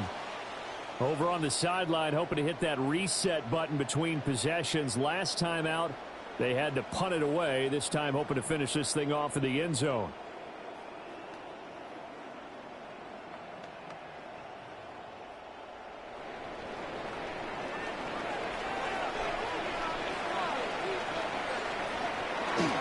Now ETN to start the drive. And he is met at the line of scrimmage, and he goes down right there. He'll lose a yard there, and it's 2nd and 11. Well, it's almost football 101 that you preach to your safeties. Don't let anyone get behind you to the last line of defense. But he didn't let the play come to him. He went to the play. How about that read and recognition and finishing off that one behind the line of scrimmage? A snap to Lawrence as he taps this forward.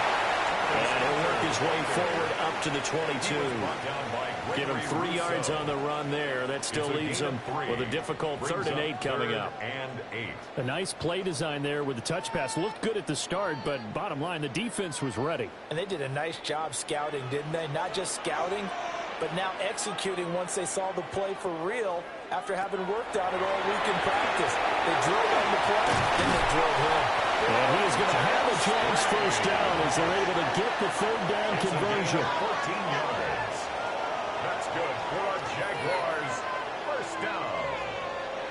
1st and 10 at the 36-yard line. And this was a nice example of an offensive coordinator scheming his guy open. Just a little underneath route, just trying to free up some space, and it worked awfully well. got him not just space, but plenty of room to run after the catch to pick up really nice yardage.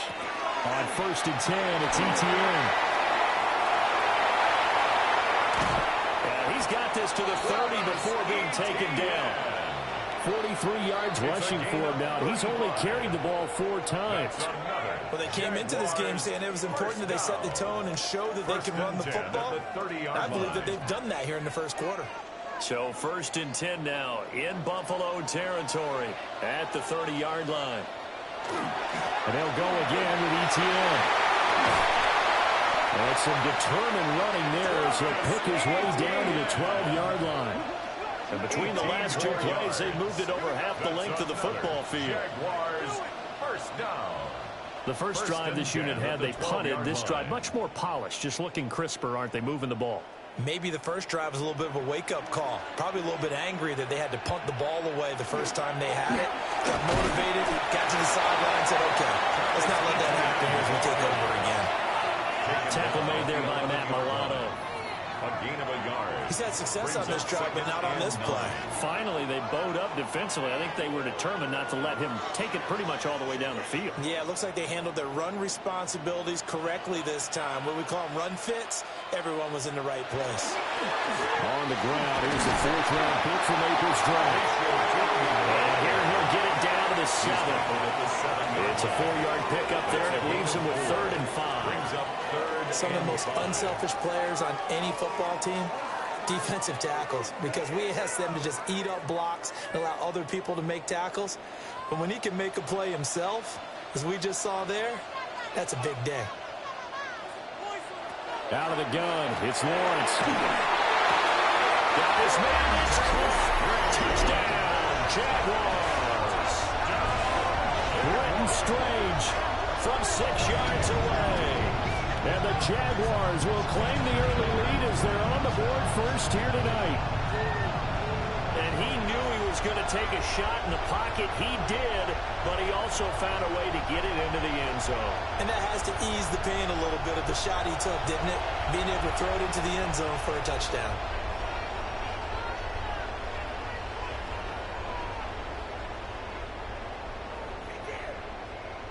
Now for the point after. For the extra point.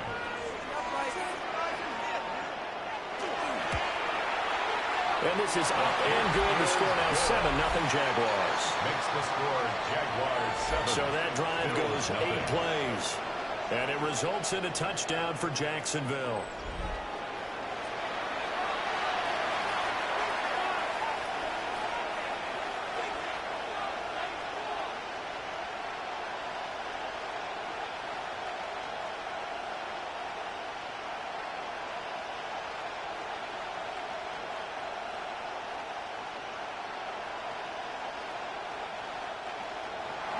The kickoff unit is out on the field, and they will send this one away.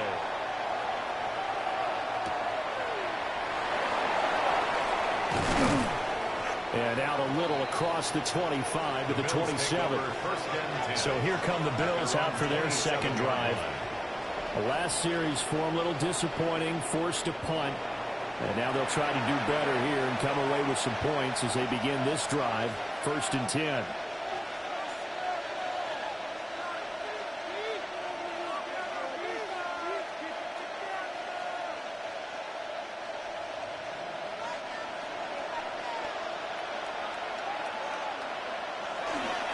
Here's Cook as they begin on the ground.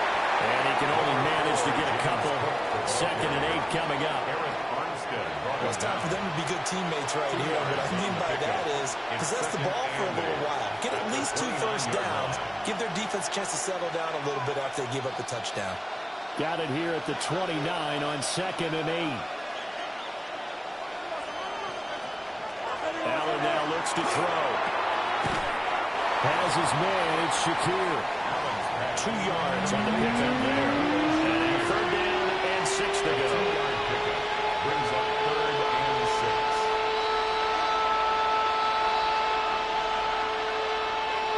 6. They are in need of 6 yards here if they hope to move the chains. Here's Allen to throw it. That is caught. And he is going to have a goal Bills first down as they're able to get the third down conversion. And the Bills first down. 1st and 10 at the 42-yard line. So he turned to a trusted, familiar face in that third down situation. It paid off. Yeah, you go to your veteran receiver in that spot, so you can't underestimate him when he's on the field. Defensively, make sure you know where he is because he understands how to get open in key situations. Allen. Swinging this out wide here for Cook. And they're well past midfield, just a yard or two shy of the 40. 17 yards on the catch and run. It's a first down. It's a gain of 17 yards. Nice little nifty play for him there. That's the ability to read a defense and utilize players that don't often get picked up in coverage easily. And I'm talking about being able to use the backside of the backfield. Because I know that when I used to cover, hey, we got a back cover. He just snuck out there, and he's got a nice first down there. What do we love to say? Get those backs into space, right? And they were able to do that there. Nice pickup on first down. That was a really nice play, able to stack that one up. When they get back in the huddle, he's got to tell his guys up front, great job. They kept people off of him, allowed him to run free, and make the hit on the runner. Filled the gap nicely, kept him to just a 1-yard gain. And the timing a bit off that time as that one falls to the ground. Yeah, offenses always try to be smart about when they're trying to dial up a screen to the running back because they understand you can only go to the well so many times in the game without the defense starting to anticipate the call. Now play number 7 of this drive, but it's a tough 3rd and 9. Throwing now is Allen. Able to find the open man. It's complete. And he's going to have another first down as the tackle's made at the Jaguars' 26. 14 yards, and the Bills will get a new set of downs. A gain of 14. And the Bills first down. That's a play that will likely be forgotten when you talk about big moments in this game. But plays like this are critical to keep drives going. And if points result, we'll call this play significant. Now Allen. They'll get this over the middle here to Palmer. So the completion results there in 9 yards. And it'll bring up a 2nd and short. And I think this is a route we'll see more of as this game goes on because with his speed, they want to get him the ball in space on drag routes just like this. They want him to get the ball and run after the catch. Good job there, though, holding him for a short gain. From the gun, it's a give to Cook. And he'll do a nice job here just to fight his way back to the line of scrimmage. Just a gain of a yard there, and now it'll be 3rd down. Well, they certainly had success throwing the ball on this drive, and not as much running it as we just saw once again on that last play. Stopped after a very short gain. But I wouldn't abandon the run totally because otherwise, pass rushers just tee off on your quarterback. It makes it very, very difficult for him in that situation. And he is going to have the Bills first down, maybe by about a yard as they find a way to convert on 3rd and inches. There may have been an element of surprise there. 3rd and inches, and they go quarterback sneak. I still feel like this is a play that often is reserved for 4th down. Here's a 1st and 10 at the 14-yard line. Give to Cook out of the gun. And he'll be taken down at the 2-yard line. A solid pickup of 12 yards, and now they're knocking on the door. First down. 1st and goal, Buffalo. That's pretty much meat and potatoes right there, wasn't it? Just go right at him and let your big horse charge up the middle. Not too fancy there, was it? Nothing fancy at all, challenging that defense, and on that go-around, the offense won the challenge. Under pressure, down he goes. Sacked at the 10. Devin Lloyd, the one to get home and earn that sack. 2nd down. Well, if you're going to throw the ball on 1st and goal from the 2, the worst thing that should result is an incompletion for you offensively. But, Brandon, this is a different type of football. Back in my day, 1st and goal from the 2, a lot of big people with big neck rolls, they were on the field trying to ram it into the end zone.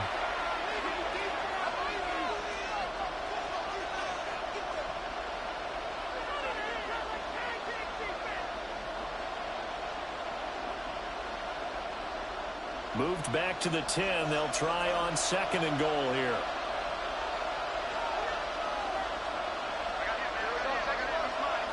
Cooks motions to the left. So the shotgun snap to Allen. Going quickly there, but it's incomplete. I think he's a little trigger happy right there, and it turned into an ill-advised throw into their zone. Well, we know he has confidence. He'll throw it any place, anytime, anywhere. That time it fell incomplete. This has been a long drive. You got to figure a field goal would be a letdown. Can they convert now on 3rd and goal? Now Allen. And that is incomplete. Well, so a drive that spans all that time, and yet you may only come away with 3 points here. Well, your defense, all right, they actually like these long drives. They get to rest over on the sidelines for a while. But when you're not finishing with points in terms of touchdowns, that's frustrating. They've got to figure out how to close out these long drives and get 6s instead of 3s. The kick by Bass is good. And they are on the board, but still trailing. It's 7-3. So they're able to end that drive with 3 points in this one-possession ball game. And ideally, you want to end every drive with points. Most quarterbacks would tell you, let's end it with a kick, right? A PAT, that's number 1. Field goal you'll take. Punts, you really don't want to do that. In this case, they'll take the field goal and get prepared for the rest of the game.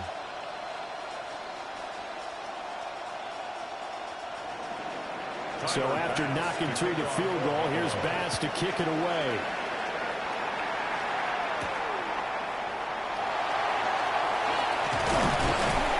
Decent return out to the 27-yard line.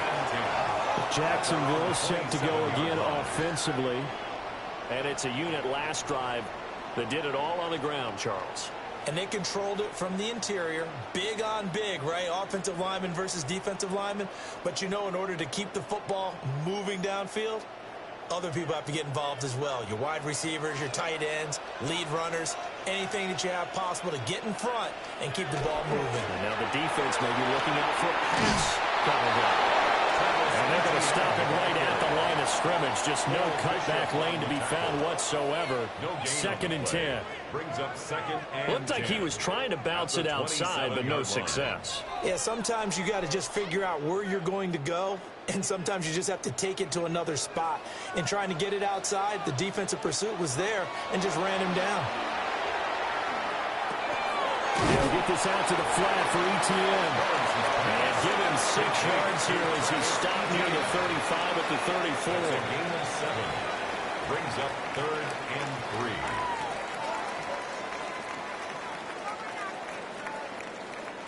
3. An extra defensive back here for the Bills on 3rd down.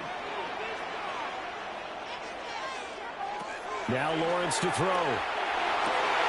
He's got his target. That's complete. And he has a big gain inside the 40 before being dropped. And the Jaguars first down. After 1, 7-3 the score on EA Sports.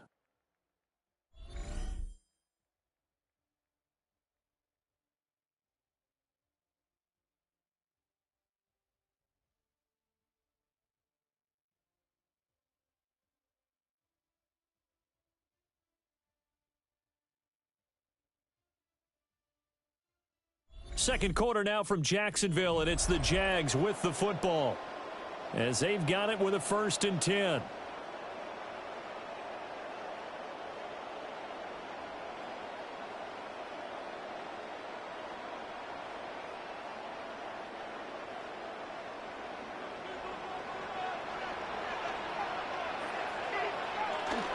They go play action with Lawrence. Open man, it's Hunter. And he gets this down inside the 35 before going out of bounds. At the 34-yard line. One thing you're hoping for when you run drag routes, you're able to hit a 2nd receiver and in 5. stride, and he can pick up a lot of yardage after the catch. But in this situation, the defense was effective, able to stop him before he could get a good head of steam going. Here's Lawrence. And this one too low. Defensively, celebration time because they finally forced an incompletion. He was perfect throwing the ball to that point. Yeah, but from his viewpoint, they didn't force the incompletion. He just missed. That's how hot he is right now, and that's how he wants to continue to throw the ball. The Jaguars on 3rd down. They've been good, 3 for 4 thus far. This will be 3rd and 5. In motion right here, Hunter. From the shotgun, Lawrence. They'll get that underneath Etienne. And he will have the Jaguars first down. They needed 5 there on third down. He winds up getting 7. Good for a Jaguars first down. Another catch for him there on this drive, Brandon. And it looks like they're going to utilize him out of the backfield any way they can. And that time they pick up a first down. So now on defense, do you assign a man to him and try and cover him before he gets going? Straight ahead, Etienne. And he's brought down, but not before a gain of 13, down to the 13. First and 10 in the red zone. 14 yards. I'm not sure how much more evidence they need, partner, than to understand that they don't start to slow him down. It's going to be a long afternoon here at the stadium because he is just shredding them at this point. And let's face it, coming into the game, they knew he would be the focal point of their attack. This is going to take an 11-man unit on the defensive side to start making plays.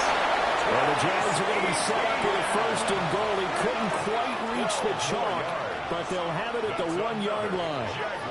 Now, this is an example of breaking down a defense because on a lot of these runs, he's getting past the point of attack, and guess what he's doing? Forcing the secondary guys to have to make a lot of tackles.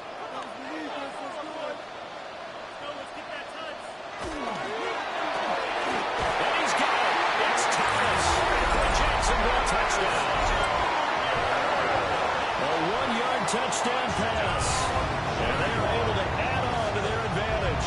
Had the option to hand that one off or run it himself, but instead, a really easy, quick pass. I like the way they made a decisive decision and got it right to the receiver. One move later, he's in the end zone.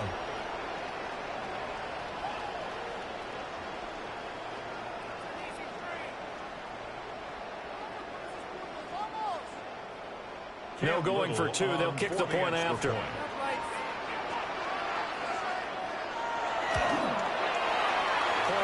Right down the middle. And that pushes the lead up to 11. A good drive that time as they go 9 plays in all. And it culminates in a Jags touchdown.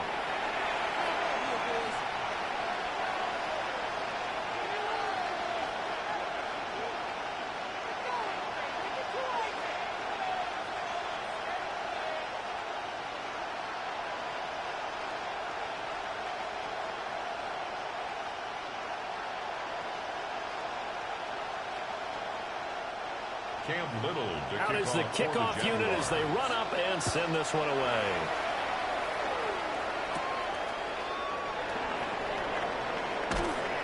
And up to about the 26-yard line, just across the 25.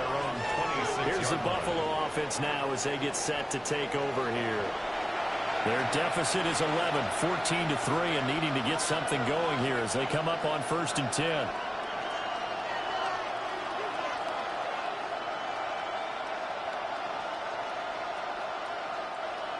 Looking to put a drive together.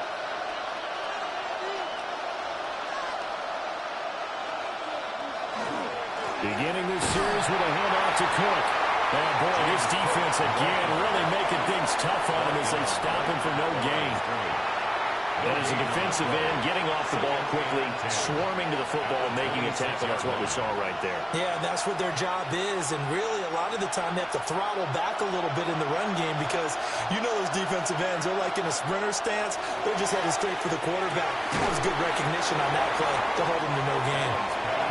That'll give him 8 that time. And now it's 3rd and 3. And there wasn't much room for the big tight end to do much after the catch. But at least he was able to pick up a solid gain to help his offense continue to move in the right direction. Here's 3rd and 3. Back to throw. Allen. He gets it to Cooks. And he is going to have a Bills first down as they convert on 3rd and 3 with a nice gain of 7 yards. And that one was a lot of fun right there because that was the game within the game. 3rd and short, blitz was on. What's the key for the quarterback? Get out of your hands in a hurry. And that was a quick little completion. Got the job done for a first down. First down, here's the run with Cook. And boy, this defense again really making things tough on him as they stop him for no gain. No gain on that run, and while the team is down, there's still time to come back and win the football game. If I'm the offensive coordinator, though, I've got to think about moving at a faster pace and maybe opening things up a little bit and throwing it a little bit more. Now Cook, he's got it off the draw. And this may be a carbon copy as he'll again be stopped right at the line of scrimmage. Officially nothing on that one, no gain, so they're left with still 10 to go on third down.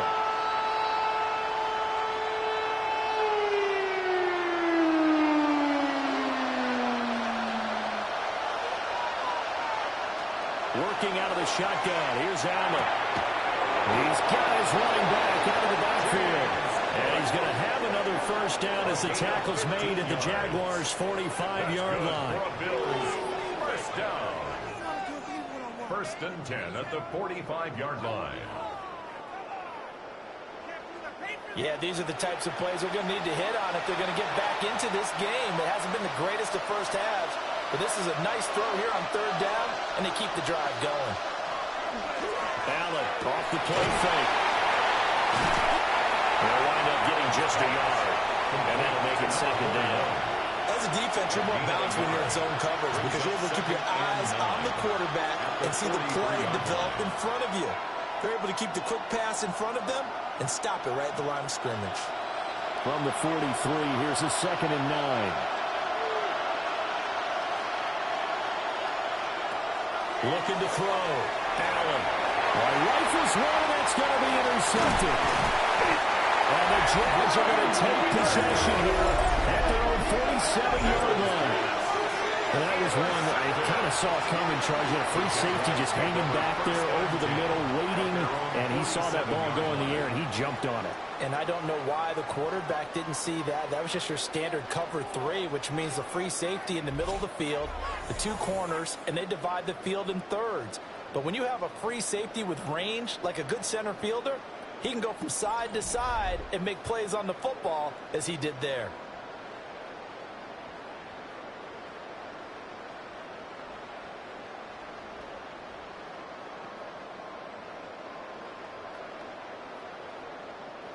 Very good starting field position for the Jaguars offense as they come up 1st and 10 on their side of midfield at the 47.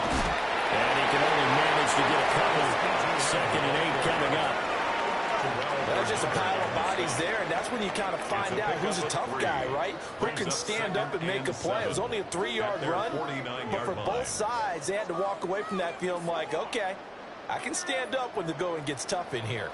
From just shy of midfield, here's 2nd down and 7.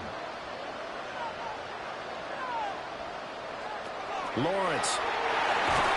Far left side complete. That's Thomas. Only able to gain a couple there. And now 3rd down and 6 to go. Oh, it's time to give a little credit there to the defense. They played that very well because it was a drag route, and he ran a little shallower than normal as he worked straight across the field. He was hoping he'd get lost behind the defensive line, but once he made the catch, nowhere to turn upfield and gain any yardage. And they take him down. The Bills get to him.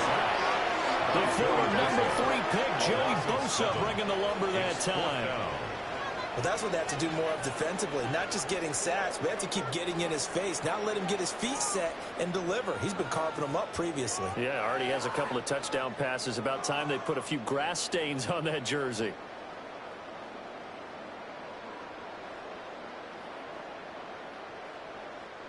Here's Logan Cook now to punt this one away.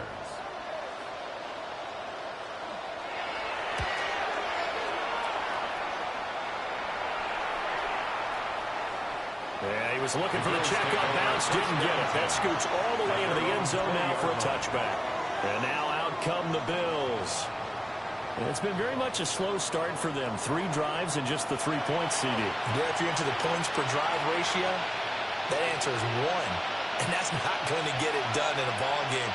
They've got to find a way to finish these drives in end zones, not having balls go through goalposts. Allen and the Bills now with a 1st and 10 at their own 20-yard line. They go back to the air here after the INT on the last drive. And they show off the athletic juke. Good little gain there. Not a whole lot of real State. A nice carry. When you run a screen pass really well, you got to like the look of it because so many parts come together to make it work well. The offensive linemen where they're faking people out, the back slipping out there, catching the football, then all of them going together as one unit downfield. A really nice pickup. Here's Allen. On the RPO, he'll keep it himself. And he slips up past the 45 before being tackled. Josh Allen, very athletic at 6'5", showing the versatility, picking up the first on the scramble. Facing second and short, that gives you a chance to go for a bigger play through the air.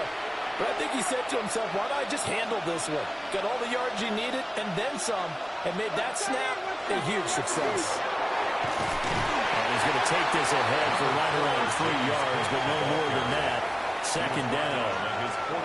Yeah, I don't know if it's exactly a win-win, but if you're on offense, you'll take that kind of a run, all right? It was kind of stacked up, found a little bit of yardage, and frankly, they're pretty close to staying on schedule on offense. The playbook is still open for the coordinator.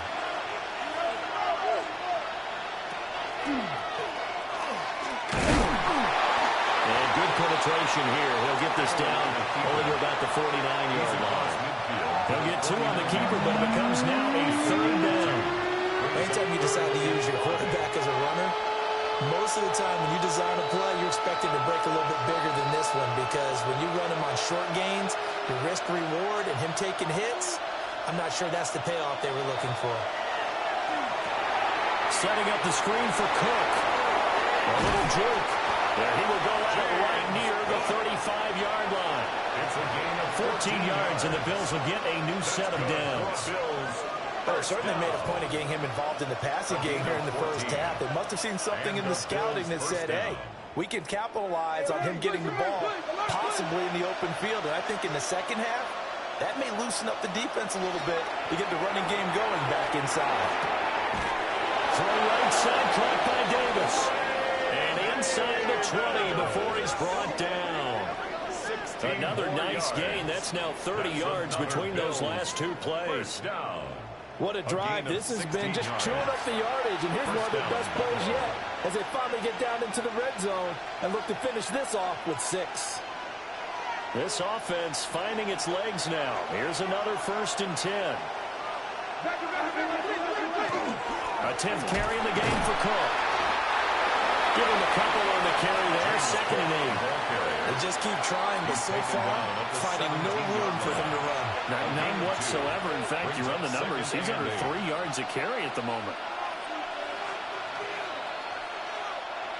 This is 2nd and 8. To throw, it's Allen. Now he'll tuck this and run. And he'll get it here to the 10-yard line. And we have an injury on the play, and it looks like the running back, James Cook, is the one who's down. So as the medical staff takes a look, we'll step aside.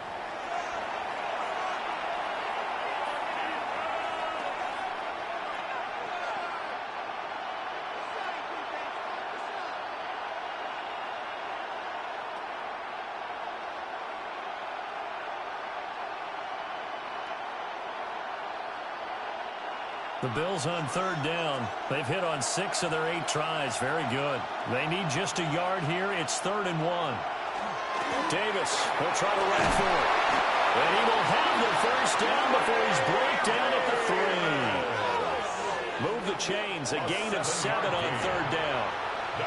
That's quite a spot there for his first carry of the game, but obviously they had plenty of faith in him, didn't they? No question about it. And here, why not go with the fresh legs? Able to push forward, pick up that 1st.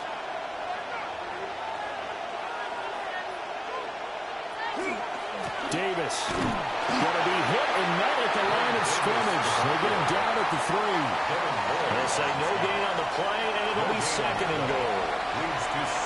This is a critical sequence here for this offense. Things really haven't gone their way so far. This could be their chance to get back into it, but they've got to find a way to punch this ball in. And now they'll throw with Allen. They'll try and set up the screen. It's complete. And this one will wind up with him losing yardage. Back to the 4-yard line. They'll wind losing a yard on the play. And that will lead to a 3rd and goal.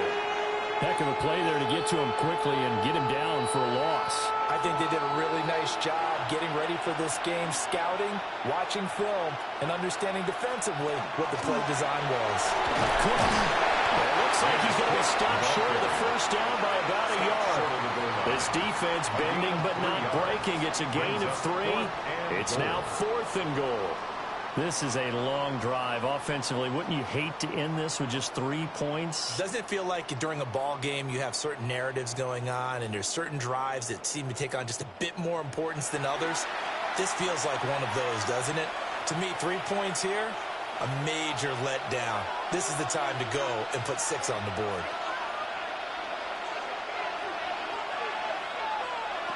Allen going to go on 4th down. They'll take it into the end zone for a Buffalo touchdown. Josh Allen punching it in from a yard away. And the Bills take a chance, but they find pay dirt on 4th and goal. Hey, you're down on the scoreboard, but now your offense is in close, and this is where, as a quarterback, you say, I've got to make a play here. Doesn't matter whether it's a pinpoint throw or a scramble like this one. He takes matters into his own hands and delivers a touchdown run. Tyler Bass on for the extra point attempt. And he's got it. That cuts the lead. It's now 14-10. So that one a 13-play drive in total. And it was Josh Allen using his legs to polish things off.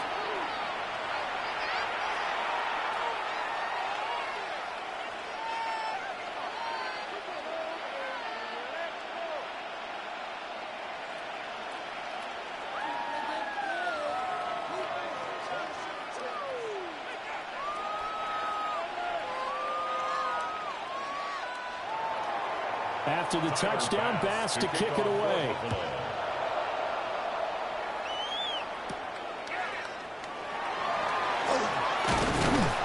And he brings us out past the 20 to the 24. The Jaguars offense and Travis Etienne set to take over once again. And as a play caller, when you've got a guy who's running like this, you lean on him and your offensive line. He's had big hole after big hole to run through in this first half.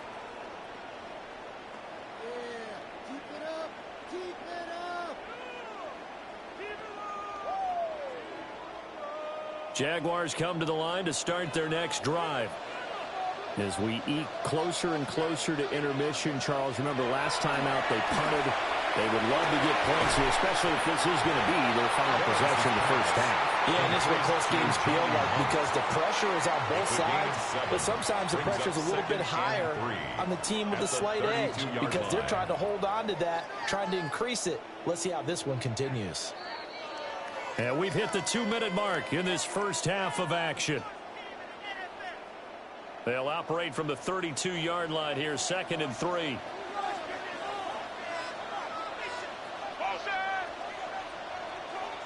Looking to throw, Lawrence. Got a man, that's Hunter. 7 yards on the quick slant and a first down. This has to go down as one of the simpler routes in the playbook, but oh so effective. Nice completion there. Keeps the sticks moving. 1st and 10 at the 39-yard line. So from the 39 now, they'll come up on a 1st and 10. Now Lawrence. Very quick throw. He's got Myers. Lawrence is That'll go for a gain of 7. And it's 2nd down. And I think he just wanted to get the ball to one of his playmakers to see if they can make something happen, but he ends up throwing into a crowded area. And after the catch, he isn't able to do much with it. 2nd down and 3. Throwing again here. It's Lawrence. He completes it to Hunter. And he's got a first down as the tackle made at the Bills' 37. A gain of 17 yards. A nice pickup of 17 yards. For a Jaguars first down. Even against double coverage, he found enough of an opening for a noticeable gain. 2 guys on him, yet he finds a way to uncover downfield for the completion.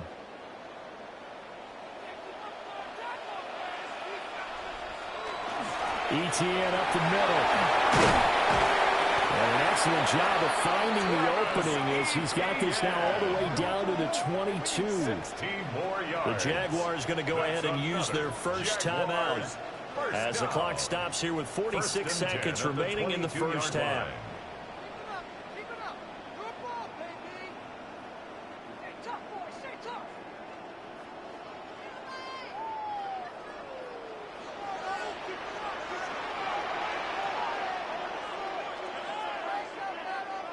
Now Lawrence. And that is caught. Touchdown, Jacksonville. Brian Thomas with his second touchdown here in this first half. And the Jaguars will extend their lead in the final minute of the half. And that's certainly an important score right there because they gave themselves a 2-score cushion heading towards halftime. Now you got to force the other team out of their comfort zone, and it changes the way you approach the second half as well.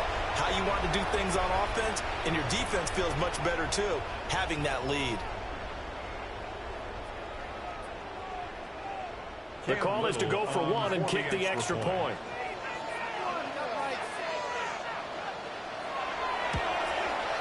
It's good, and it's 21-10. A drive that time of 6 plays. And it results in a touchdown for Jacksonville.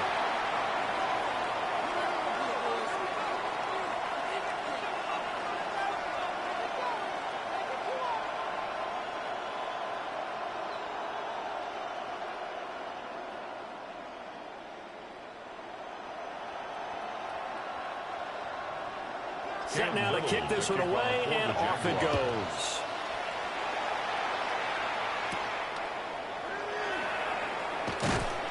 And able to get this out to the 25. The Bills offense and their quarterback headed out for this next possession. And he's done everything you could have asked for coming in. He's spread it around. He hasn't taken many chances. And he's potentially on his way to a big game throwing the football.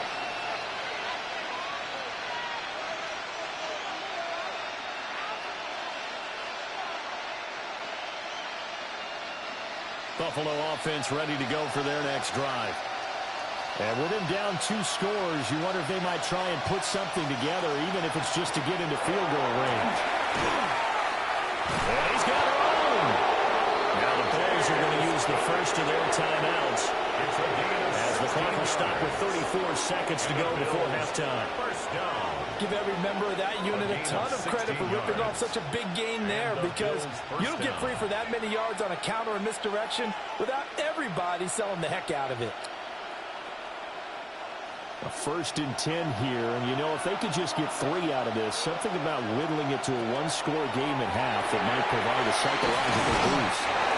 Now the Bills will use the second of their timeouts. So that means they're down to 1 remaining here as we head toward halftime. Misdirection's the key on this play. They line up with 3 receivers to the opposite side of the tight end, and they're all going to work their way across the field and let the tight end slip underneath against flow the other way.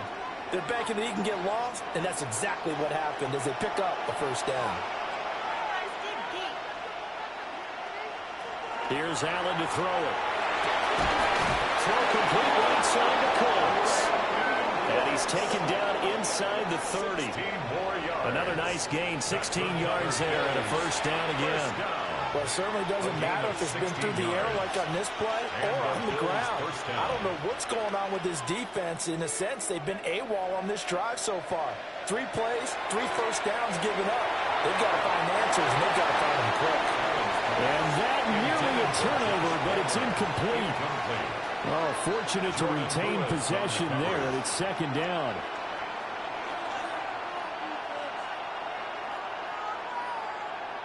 So with 4 seconds to go in the half, here's the field goal unit onto the field. Made his first. This now from 46 yards away. The kick by Bass is good. And that will do it for this first half. So halftime is upon us on Thursday night primetime, and we go off to Orlando. And Scott Hansen for our halftime report. All right, Brandon, thanks much. Welcome in, everyone, to the Orlando studios. Scott Hansen with you for a quick halftime report. We'll let both sides catch their breath and get their orange wedges as we're going to get ready for the third quarter action. So let's go back out to the stadium as we rejoin our broadcast team, Brandon Godden and Charles Davis.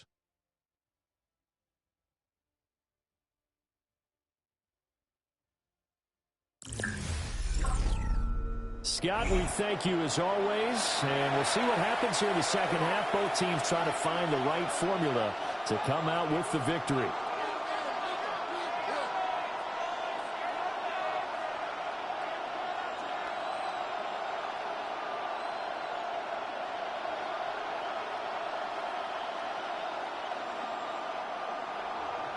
The Bills trail here, but they will get the football first as we are back underway on EA Sports. And able to get this across the 20, but not much further as he's dropped it to 23-yard line. The Bills offense set to take over to begin quarter number 3. So out of the locker rooms here they come, their first drive of the third quarter. And Charles, they're trailing in this ball game, but we got a tight one set up to be a very entertaining second half. And as we know, partner, in the NFL, there's trailing and there's trailing, right? Sometimes you're discouraged by how much you're down, but in this case, this is a tight ball game, so there's a sense of optimism here. I think they went into half and looked at their play sheet and said, these are the plays we really like. What do you say we use them to start the second half and get us going? They'll be brought down on the 30-yard line after a gain of 6. And his play caller does a nice job of giving him an easy throw to start this drive, and he takes advantage of it. The completion sets up a manageable second down. Here's 2nd and 3.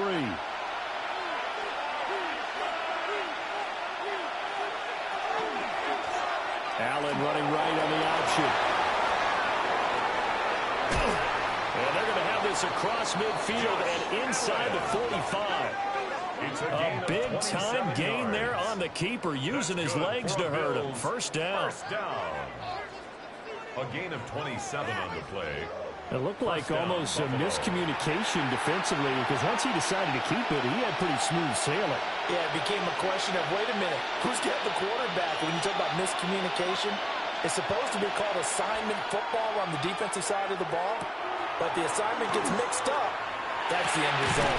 And that one drops down, incomplete. Good coverage there, forced the ball free, and it's second down. Brings up second and It's been clear in this matchup which side has been the more physical one. It's been this defense. And here's another example on that last play. Now it's 2nd and 10.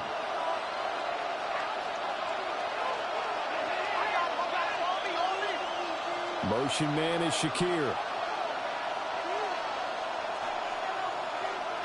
Allen now looks to throw.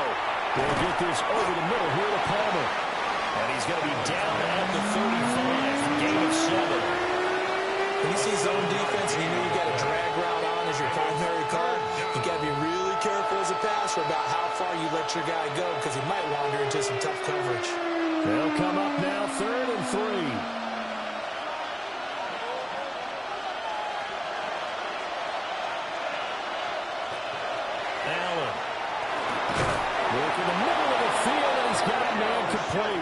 And he is going to have a Bills first down by a couple of yards as they're able to get 4 there on 3rd and 2. A 4-yard pickup. But we use the term pitch and catch a lot to denote an easy completion. We just saw one right there on 3rd and 3 to pick up the first down.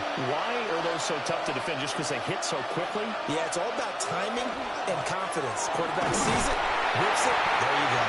A short gain here, maybe a yard to the 29. He's tackled at the They know that old expression, it's not my night.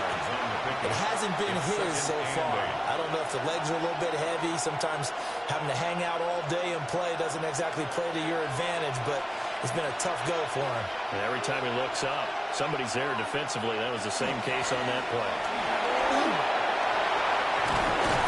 Well, some determined running there as he'll pick his way down to the 12-yard line. 66 yards rushing for him in the ball game now on 14 carries. This has been a good drive so far. It's been the running game for the most part that's powered him down there. Another nice burst there, picking up a first down. Now it's 1st and 10, as you said, in the red zone. Now Allen. This is caught. Touchdown, Bills. Josh Palmer, an 11-yard touchdown. And the Bills are back within a couple of the lead. Well executed there offensively. Defense looked a little confused, but he found his receiver, and that one good for 6 points. And the payoff we just saw there tells us how many times they ran this play in practice over the past few weeks, because they executed that flawlessly right here on game day when the situation arose.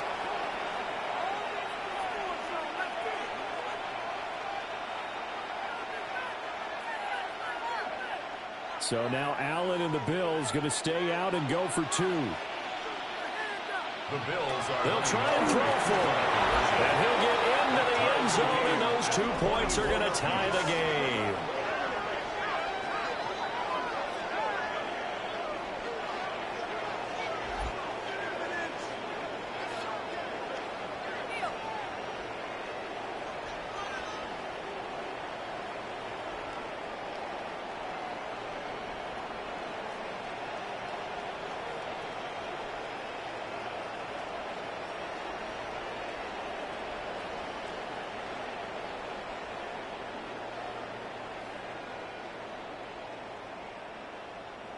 He hits the big target for the 2-point try. Defenses hate those guys, especially around the goal line.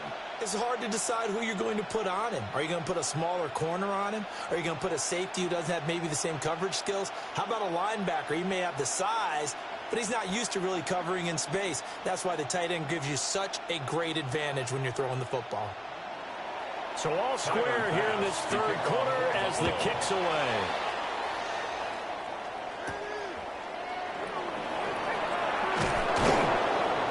And he'll take it out past the 25 to the 26-yard line. Here comes the Jags offense now. Time for their first possession of half number 2. Their halftime lead now evaporated. We're back to level following that touchdown a moment ago. And that shouldn't change the mindset a whole lot from an offensive perspective, because they already knew this was going to be a hard-fought game. Now they just need to go out, execute their game plan, and keep moving. Lawrence bringing the Jaguars up 1st and 10 at their own 26. They'll come out throwing here to start the drive. And he got blown up on that play. Back at the 20. A completion, yes, but certainly not what they wanted. A loss of a full 6 yards. But looked like the defense, they were ready for that one. Really left him almost no room to work after catching the ball. He could throw every move in the book at him. They were there, and they tackle him for a loss. They go play action with Lawrence. Thomas brings it in. And he'll get this one way up just shy of the 45-yard line. That one covers 24 yards. It's a 1st down. First down. 1st and 10 at the 44-yard line. I'll tell you what, a lot of those mid-range throws have been available, because sometimes teams get too concerned about the deep ball and they leave too much space in front of them, and these guys have been taking advantage so far.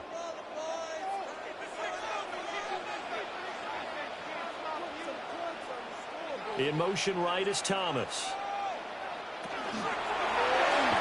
Quick throw there is incomplete. In any event, it happened pretty quickly. I'm not sure he made the right decision on that one. I think if he had it to do over again, he would have found a different target downfield. But he made his decision, and that one's incomplete. 2nd and 10.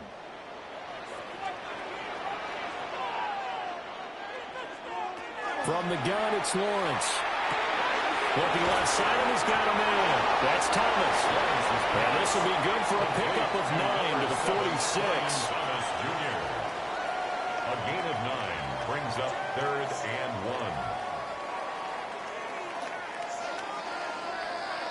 1. Heavy set out there on 3rd and 1.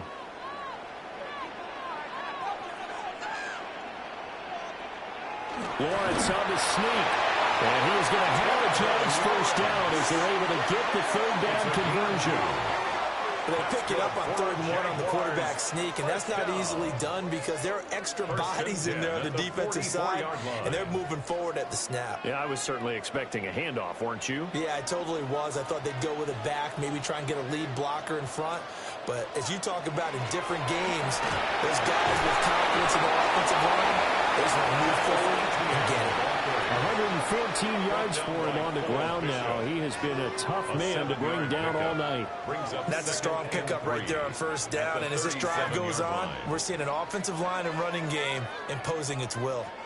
Now 2nd and 3. And the slot man goes in motion left. He'll get an opportunity with it on the touch pass. And he'll cross over out of bounds right at the 25. 12 yards that time for number 12 as they move the chains. Boy, an effective play there, getting their wideouts involved in the run game. And what they're always hoping on that type of a play, that they can get to the end of the line and have a chance to turn it upfield as he did there. That means they controlled the blocking and took care of the defensive end of the outside linebacker to give it that lane. I guess I need to clarify. I said getting the wideouts involved in the run game, but of course that was actually a pass as he popped it forward. So just 3 yards on the completion there. And that will bring up 2nd down. 22-yard line.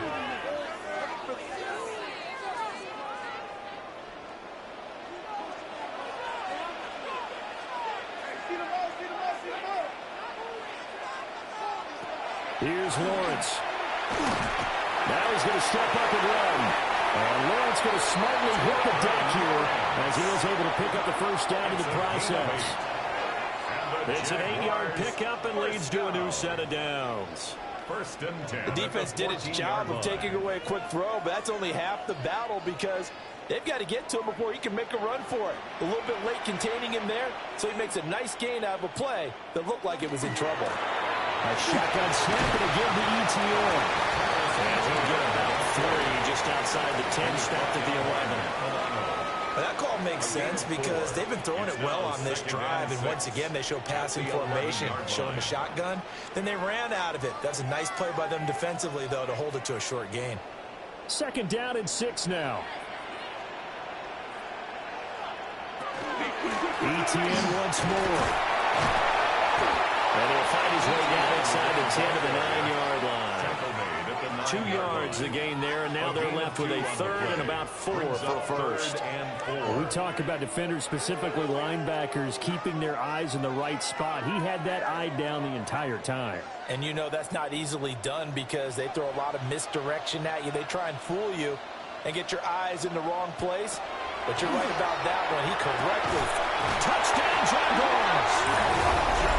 Jacoby Myers from 8 yards out. And the Jaguars have taken the lead. So this game tied at the half, but we are tied no more. A touchdown there on the opening sequence of this 3rd quarter. And what a great drive put together by their offensive coordinator. He had a plan, and they executed it almost to perfection, coming right out of the locker room. Now they're feeling good about their chances here in the 2nd half. Now the try here for the extra point.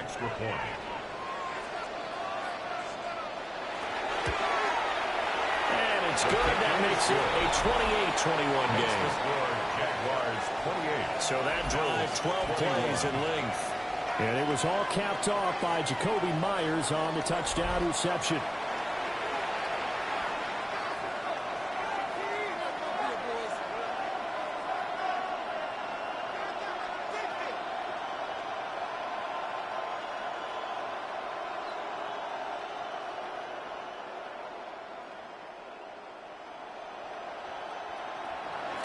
Here's the Jaguar kick team now as they run up and send this one away.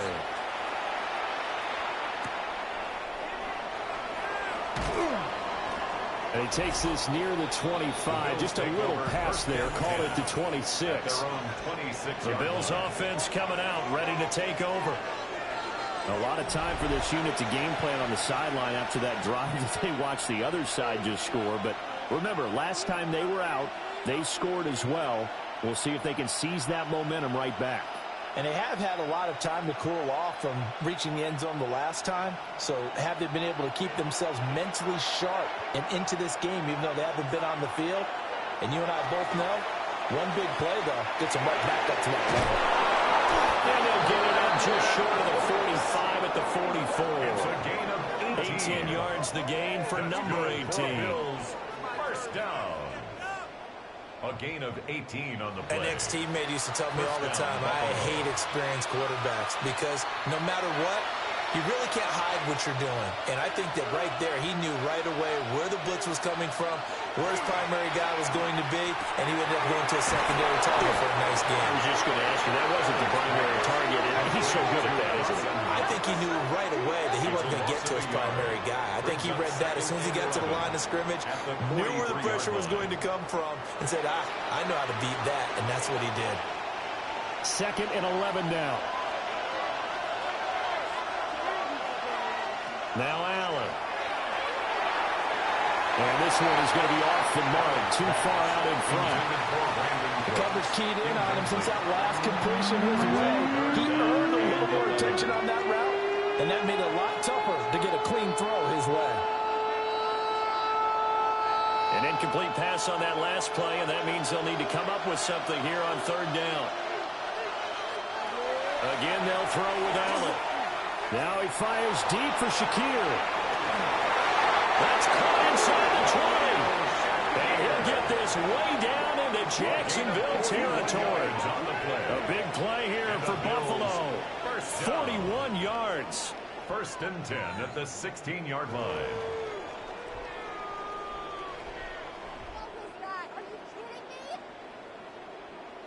Well, Josh Allen just might have the strongest arm in the NFL. And at 6'5", he can put his whole body into it, too. And this, an absolute gorgeous throw. Perfect arc, and it results in a big, big pickup. To the air, Allen. And that's going to be incomplete. Too tough to hold on to that one. It's 2nd down. Normally being a big-bodied receiver plays to their advantage downfield. Go up and make the catch, take the hit, and pick up yardage. But in this case, the hit was timed really well and popped it free from his grasp. Allen going to throw. Swinging this out wide here for Cook. They do get a yard there, but only a yard. Leaves him with 3rd and 9 looming. That might feel like a little bit of a lost opportunity there for the offense because the defense brought pressure that time. And sometimes against that, you can get out to your running back, and it could turn into a big gain downfield. But what a nice job they did getting to him quickly and holding him to a short gain. And again, it's Allen. That's caught. Kincaid for the Bills touchdown. A 15-yard touchdown grab. And the Bills are an extra point away now from tying this ball game. And he is a reliable target. They like to get him involved. They got him involved there for the score. And they should. He's a very good player. Remember, they can use him in certain positions, so many different spots, and he usually comes through for them.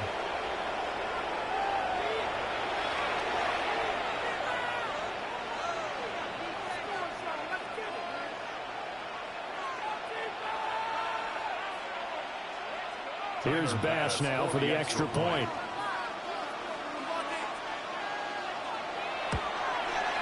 He's got it. This thing's turning a bit wild here. We're tied at 28. So this drive spans 7 plays. And it ends in a Buffalo touchdown.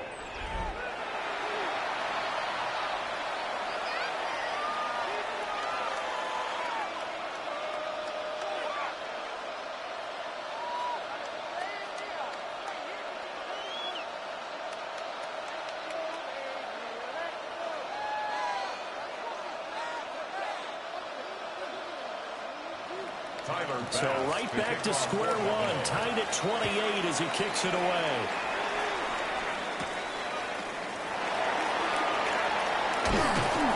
And he'll go down as this drive will start at the 25-yard line. The Jaguars offense and their running back getting set for this next possession. And as you take a look at the numbers, you have to imagine he was the topic of the halftime talk for this defense. We've got to find a way to slow him down. That's probably what they're saying. But nothing that they have done has worked so far.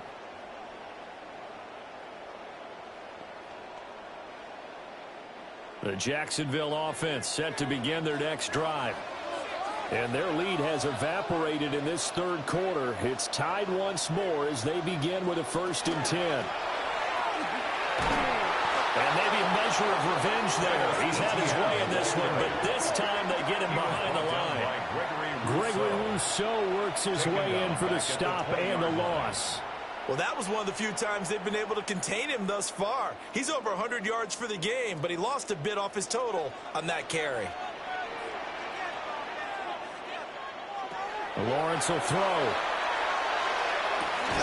Got his man. It's the tight end Strange with it. That's a good-looking play to me.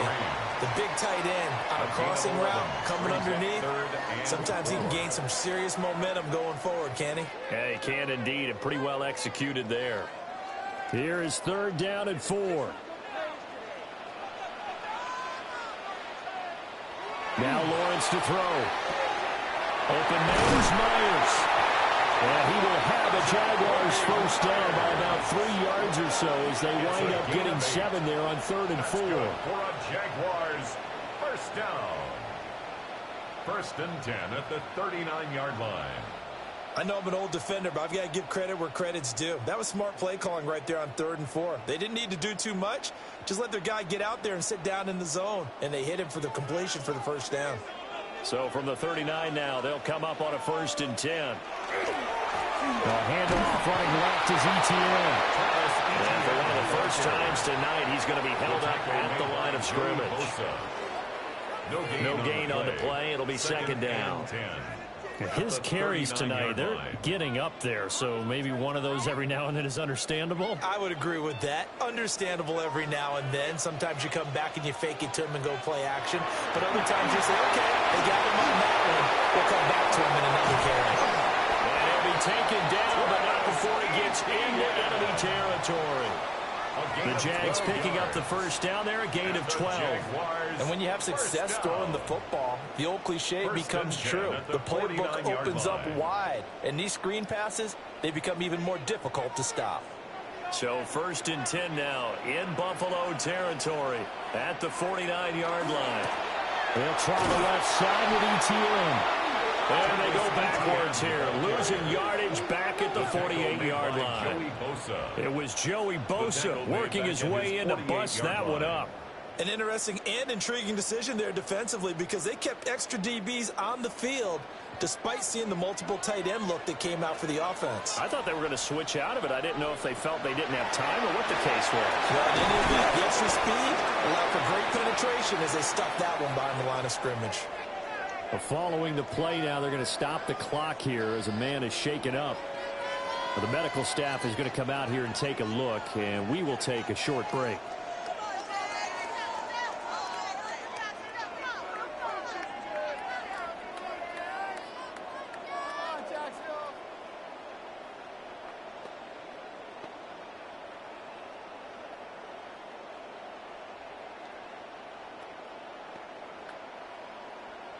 This will be the 8th play of the drive here. 3rd and 4.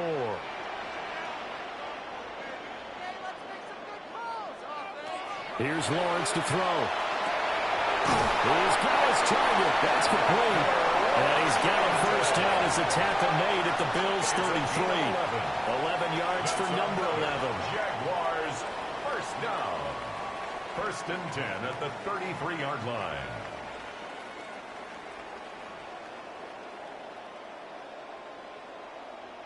Under a minute to go in this 3rd quarter as they come up 1st and 10. And they'll send the slot in motion left. Now they show jet sweep it instead. They run up the middle here. And they do get him down, but not before he's he's able to slip it inside the 5-yard line. 144 yards rushing for him now as his big night continues. He showed his shiftiness and his explosion to take him all the way down near the goal line. Love that description, and it creates momentum. Maybe you hand it to him again since he's got it going, or do you fake it to him and throw it to a teammate? Right now, the options are wide open. And he's going to get this back to the 3-yard line and no further. Fourth quarter coming up here on Thursday Night Primetime. This is the National Football League on EA Sports.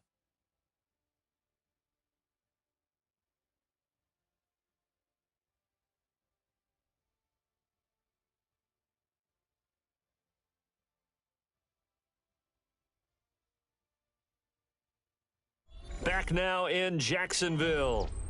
So the ball position now at the 3. Here's 2nd and goal. Lawrence. Oh, no, lost the football. You hear them discuss red zone efficiency a lot, CD, and they almost gave that one up in the red zone. Luckily, they'll have another shot. And you and I both know that every offensive coordinator, play caller in the league, they take particular delight in their red zone calls because those are the payoff ones. But you can't call a play if your team doesn't have the ball. Got to secure it. So crisis averted, but now facing 3rd and goal.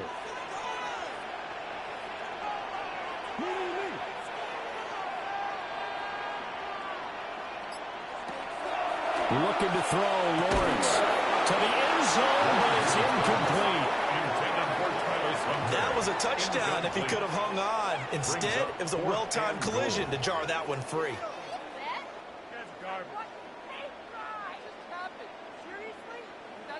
So now one of the biggest kicks of the night is forthcoming. This to break our fourth quarter tie. And his kick is right there. It's good. And they have taken the lead here in the fourth quarter. So he waited on the sideline for his first chance in the ball game, and it didn't come until the fourth quarter, but he connects there. A big one to give him the lead. Boy, you talk about coming in cold. I don't care how many times you kick it into a net. You're not really ready when you go out there and all that beef is coming at you trying to block the kick. Big spot, and he delivers.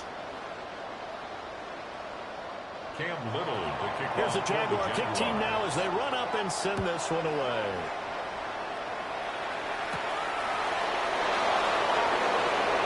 Well, now how about this return? And he's going to be out of bounds across the 50. Great return. The Bills offense and their quarterback ready to go once more. And this defense might be about ready to wave the white flag. Nothing they have tried to throw at him has been that successful. He just processes things so quickly and makes a right read seemingly every time.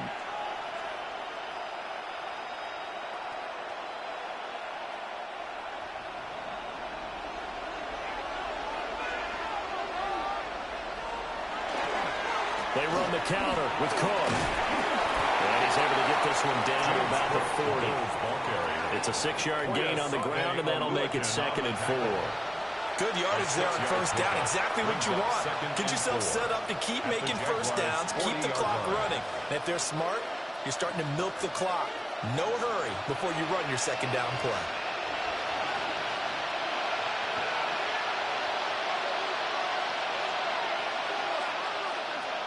To throw, it's Allen. Setting up the screen for Cook. And he gets it down to the 32. That was a first down pickup of 8. They certainly had success throughout this contest, getting him the ball in the passing game, and there he picks up another first down. Whatever they saw going into this one, they've been able to capitalize on it, and no adjustment has been made to take it away. Now the former Terrapin, this is Ty Johnson. And he struggles to get a yard here, maybe a yard, down to the 31. That felt like a trap because it looked to me like the opposing front was on that play from the get-go. They had everyone crashing the ball carrier before he even made the line, and they hold him to just a yard. From the 31, here's 2nd and 9. Throwing now is Allen. Now a quick throw there, but it's going to be incomplete.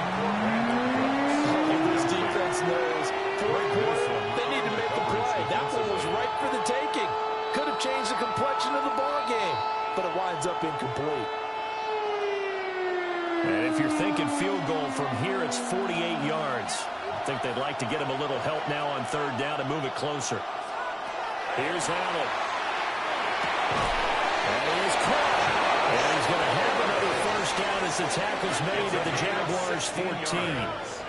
A sizable 16-yard chunk there. The drive continues. First and 10 at the 14. Tell you what, he's been able to put the ball in some tight spots all game long. That throw, no different. Yeah, a lot of people would call it a gutsy type of a throw. I think he looks at it as, I can do it, so it's not that big of a deal to me, and I'm going to keep firing.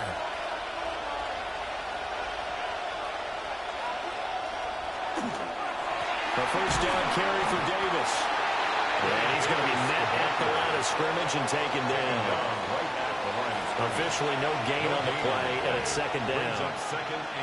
Well, if you look where that play starts, O-line versus D-line, that was a battle won by the D-line. Yeah, and oftentimes it's won by quickness off the ball. Who can handle the guy across from them best?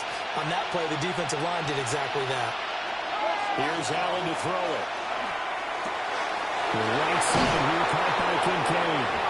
All the way to the 2-yard line there before crossing over out of bounds. 12 yards. It's a nice pickup of 12 yards, and it gives him a first and goal. And here we are in the fourth quarter, partner, and watch them drive for what would be a go-ahead touchdown. And you and I both know this is where you need a quarterback who can keep his cool back there. Not just for himself, but to keep the rest of the team relaxed, too. Looking in zone, but it's incomplete.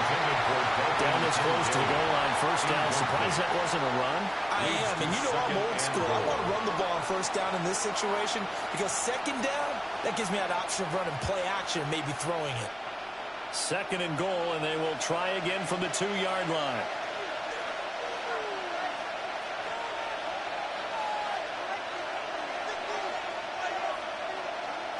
Allen now looks to throw.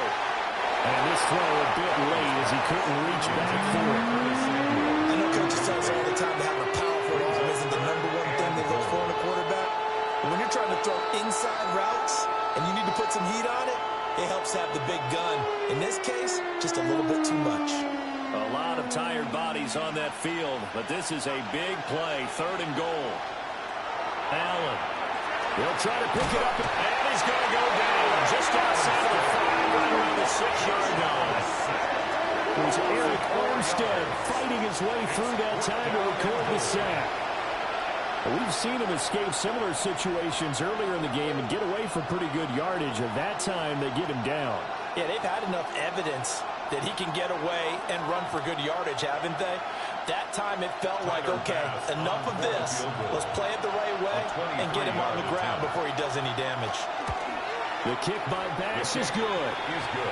Well, I don't know if they would have gone for it on fourth and goal anyway, but the sack on third down pretty much made their mind up for them. You're exactly right about that. And this is a tough place on the field to take a sack because, as you just noted, it took the decision-making away from them. Now they have to go for a field goal instead of potentially going for it.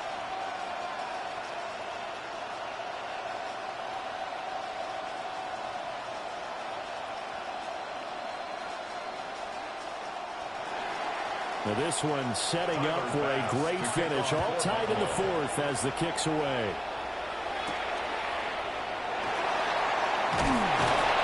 And he'll get it up past the 20 to about the 22. The Jaguars offense now heads back onto the field. And we essentially have a brand new ball game. After that last field goal has tied us all up, we brace for what should be an exciting rest to this fourth quarter.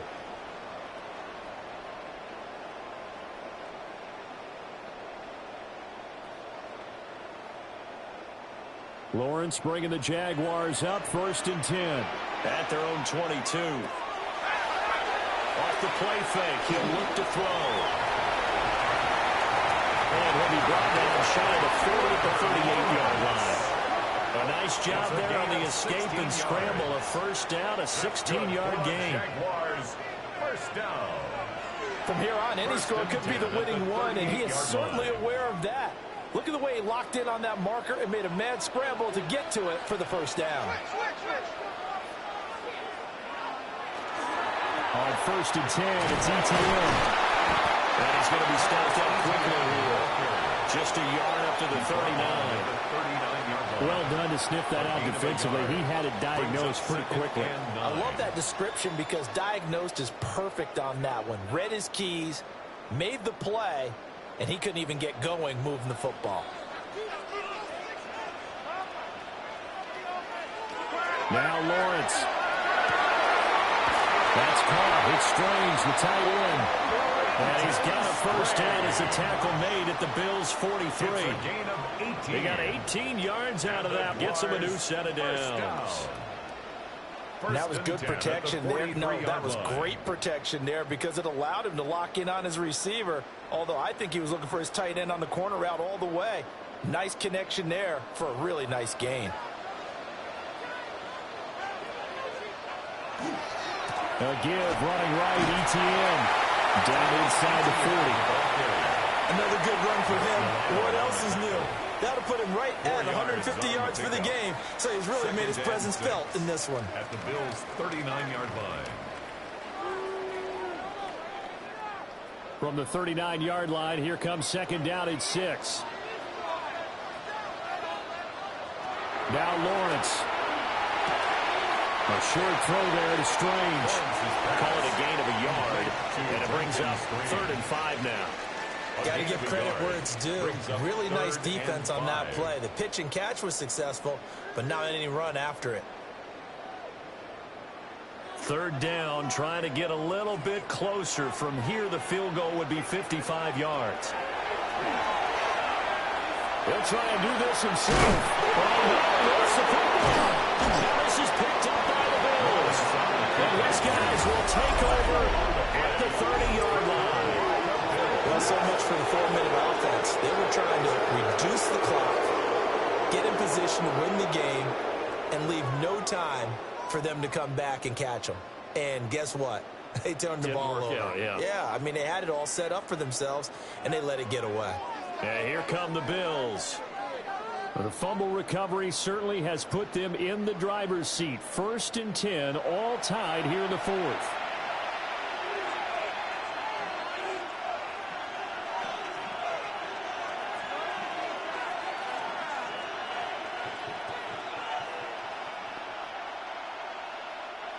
Looking to put a drive together.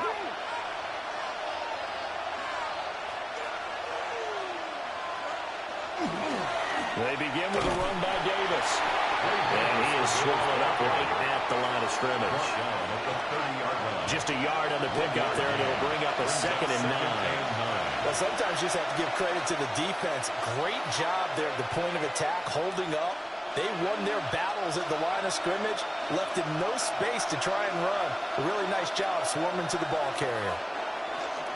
They'll run it again here with Davis. And they'll stop him after a gain of a couple to the 33. Defensively, we always know that he is tough in run support, and I think the way that he gets there is he understands what an offense is going to do before the ball's even snapped.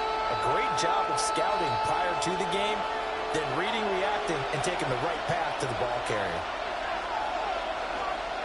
Motion man is Shakir. Allen from the gun on 3rd down. And they'll find the open man. That's complete. And he is going to have a Bills first down as they're able to get the 3rd down conversion. And with that last play, he's now up over that 300-yard mark. And in today's NFL, it almost feels routine. And I hate that when you talk about a 300-yard passing game. To me, 300 yards still signifies excellence, and he's achieved that in this performance.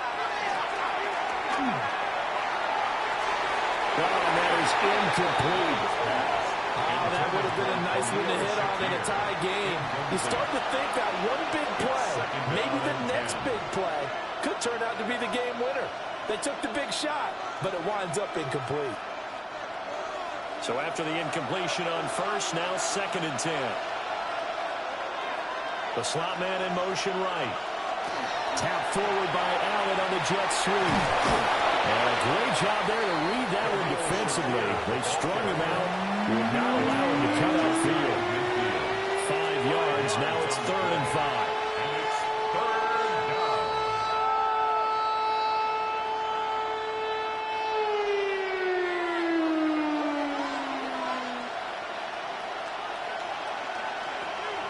to throw once more.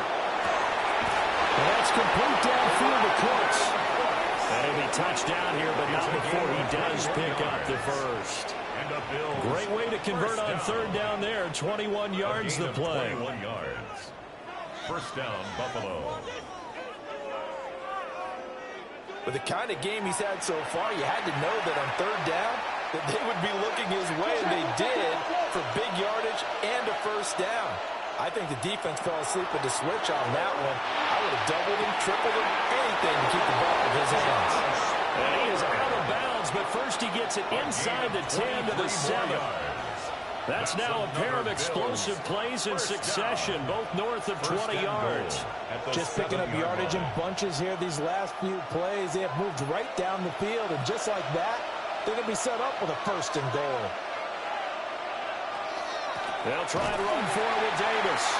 And he is going to be stopped cold behind the line of scrimmage.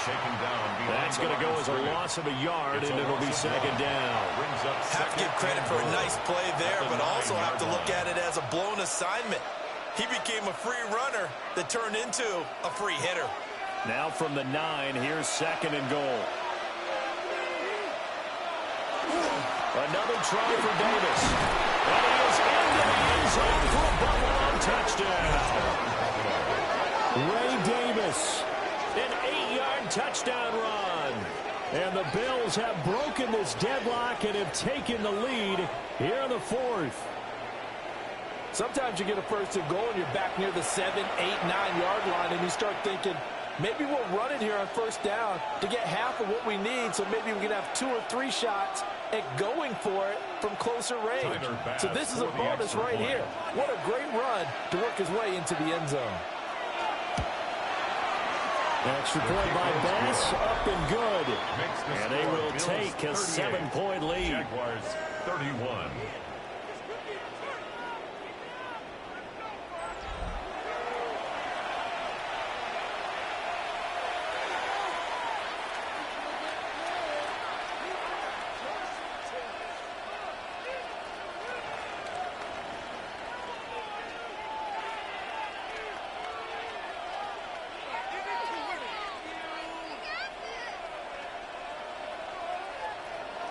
After the touchdown, Bass to kick it away.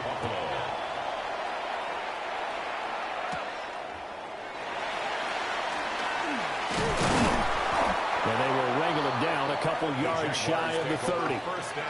Jacksonville back on offense and ready to take over.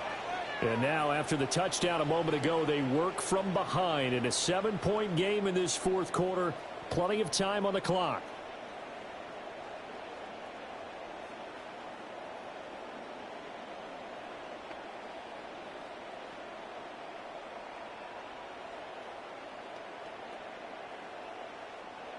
Lawrence bringing the Jaguars up, 1st and 10 at their own 28-yard line. They'll start out here with a jet sweep. Looking for a seam, but finding none. He'll get back to the line of scrimmage, and that's it. Credit him with a 1-yard gain there to make it 2nd and 9. Defensively, they had that one pretty well figured out. Yeah, and one of the things about this play, it can be even more effective when you run a lot of motion, and there's plenty of times you don't hand it off. Here's Lawrence. A short throw there to Strange. That'll leave him with a 3rd and 2 coming up. They got 8 yards there. Let's not quibble about the gain there on 2nd down. That was a positive play because that was a take-what-you-can-get situation. Got out to the tight end. Now it gives them a much better opportunity to convert on 3rd down. This is 3rd and 2. Maybe the biggest play in this football game. They'll run with Etienne. And he slips up past the 45 before being tackled. The Jags picking up the first down there, a gain of 12. I used to joke with my teammates who carried the ball a lot. When we got in these situations and they were carrying us home, I used to tell them, boy, you guys just look like Paul Bunyan, just growing stronger, bigger, tougher. And all night long, he's carried this team. He has indeed. Everything magnified right now. A huge 3rd down conversion. They'll look to throw now on 1st down. They'll wind up getting 7 on the play, and it'll be 2nd down. And good yardage there on first down, because sometimes all you need to do on the screen is get one key block. That might set your man free, and that was pretty good pursuit to the football defensively, or it could have gone for more. Ball spotted at the 45. Here's 2nd and 3.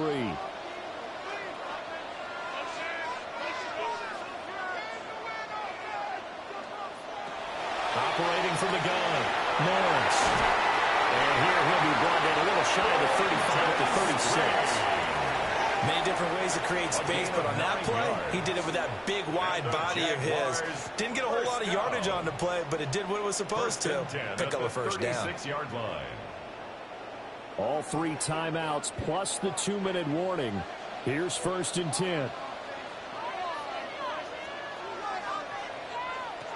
From the gun, it's Lawrence. And he can't get a throw away. He's taken down. We've got a 1-score game with inside of 2 minutes remaining. Here comes 2nd down.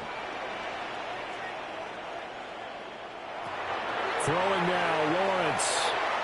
Throwing quickly there, but it's incomplete.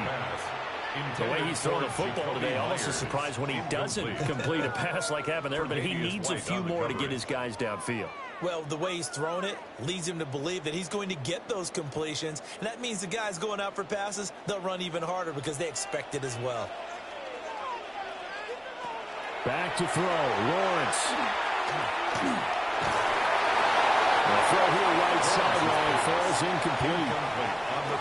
Partner, they've got one chance left to keep this one going, and I think for you and me, let's think along with their offensive coordinator now. Has to think back, cycle through every play of this contest, and remember what's worked and what hasn't. Because right here, he needs the best play of the game in order to keep this one alive. Here we go. Gotta have it. Lawrence. That's going to be knocked away and incomplete. They had to go for it with such little time remaining, and that will force a turnover on downs. Now, that's just simply good coaching and excellent technique on that play. You know why? Because everyone wants to rush the passer when they want to throw the football, but you're not always going to get there. So what are you taught to do? When the ball's finally thrown, get your hands up in the passing lanes, and they batted that one away. No.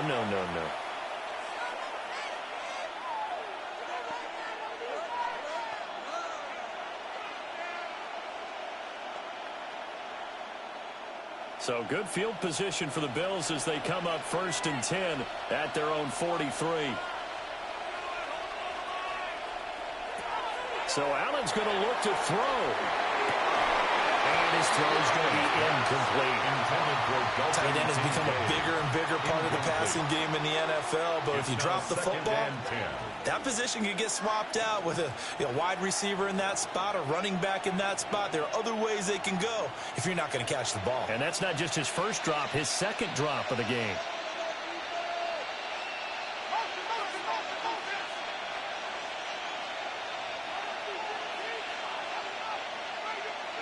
Back to throw, Allen.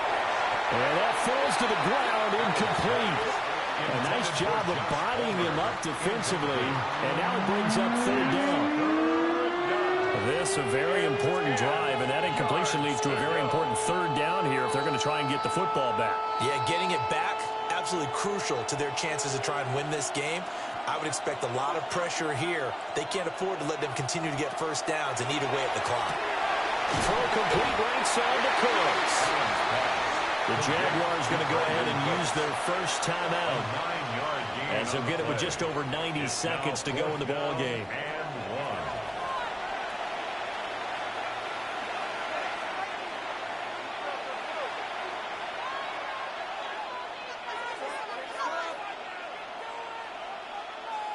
The Bills send the punter out as he'll punt it away for the 2nd time. 46 on his first kick, this one in that neighborhood as well. And you can't do it much better than that. This ball kicks out of bounds at the 4-yard line. So here now, Lawrence and the Jaguars down by 7, less than 90 seconds to go. They'll have to go 90-plus yards, and a field goal does them no good as they've got it with a first down.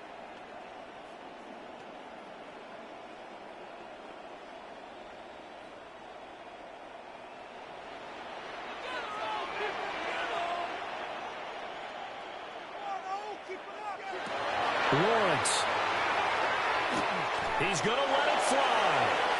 Oh, he had a man running free, but he overshot him, and it's incomplete. Oh, that's one as a quarterback where you put both hands on your helmet and say, I can't believe I just did that. If he puts a little more touch on that ball, the receiver's still running. Instead, it's just an incomplete pass. Here's Lawrence. Finding Washington. And they'll get him down up past the 15. Now the Jags will use the second of their timeouts, as they'll get a chance to talk it over after picking up the first down. 1st and 10 at the 16-yard line.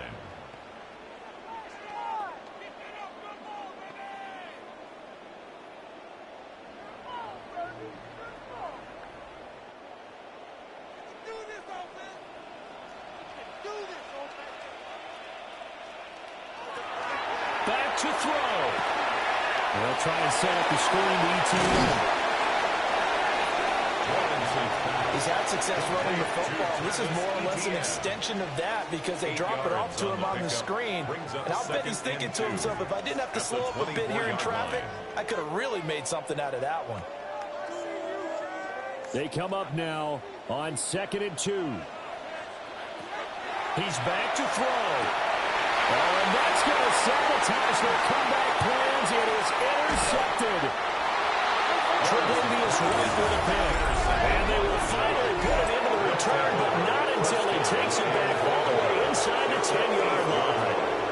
So that changes things. You get the interception, and then to boot, a good return tacked on. And really, it was down to him versus the quarterback on the return, and that's one you would think the defender would win. But a nice job there of seeing the play all the way to the end and making the tackle by the QB.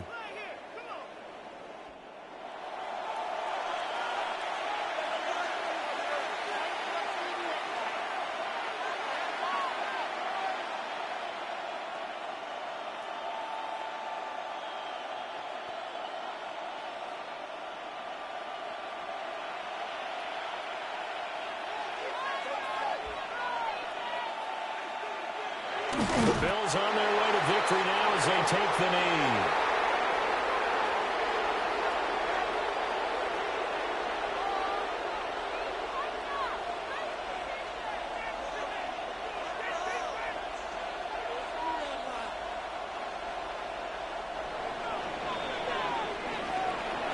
Well, somebody lit a fire under that offense during the break, Charles. Remember, they trailed at intermission. They come out, they have the big second half, and that lifts them to the victory.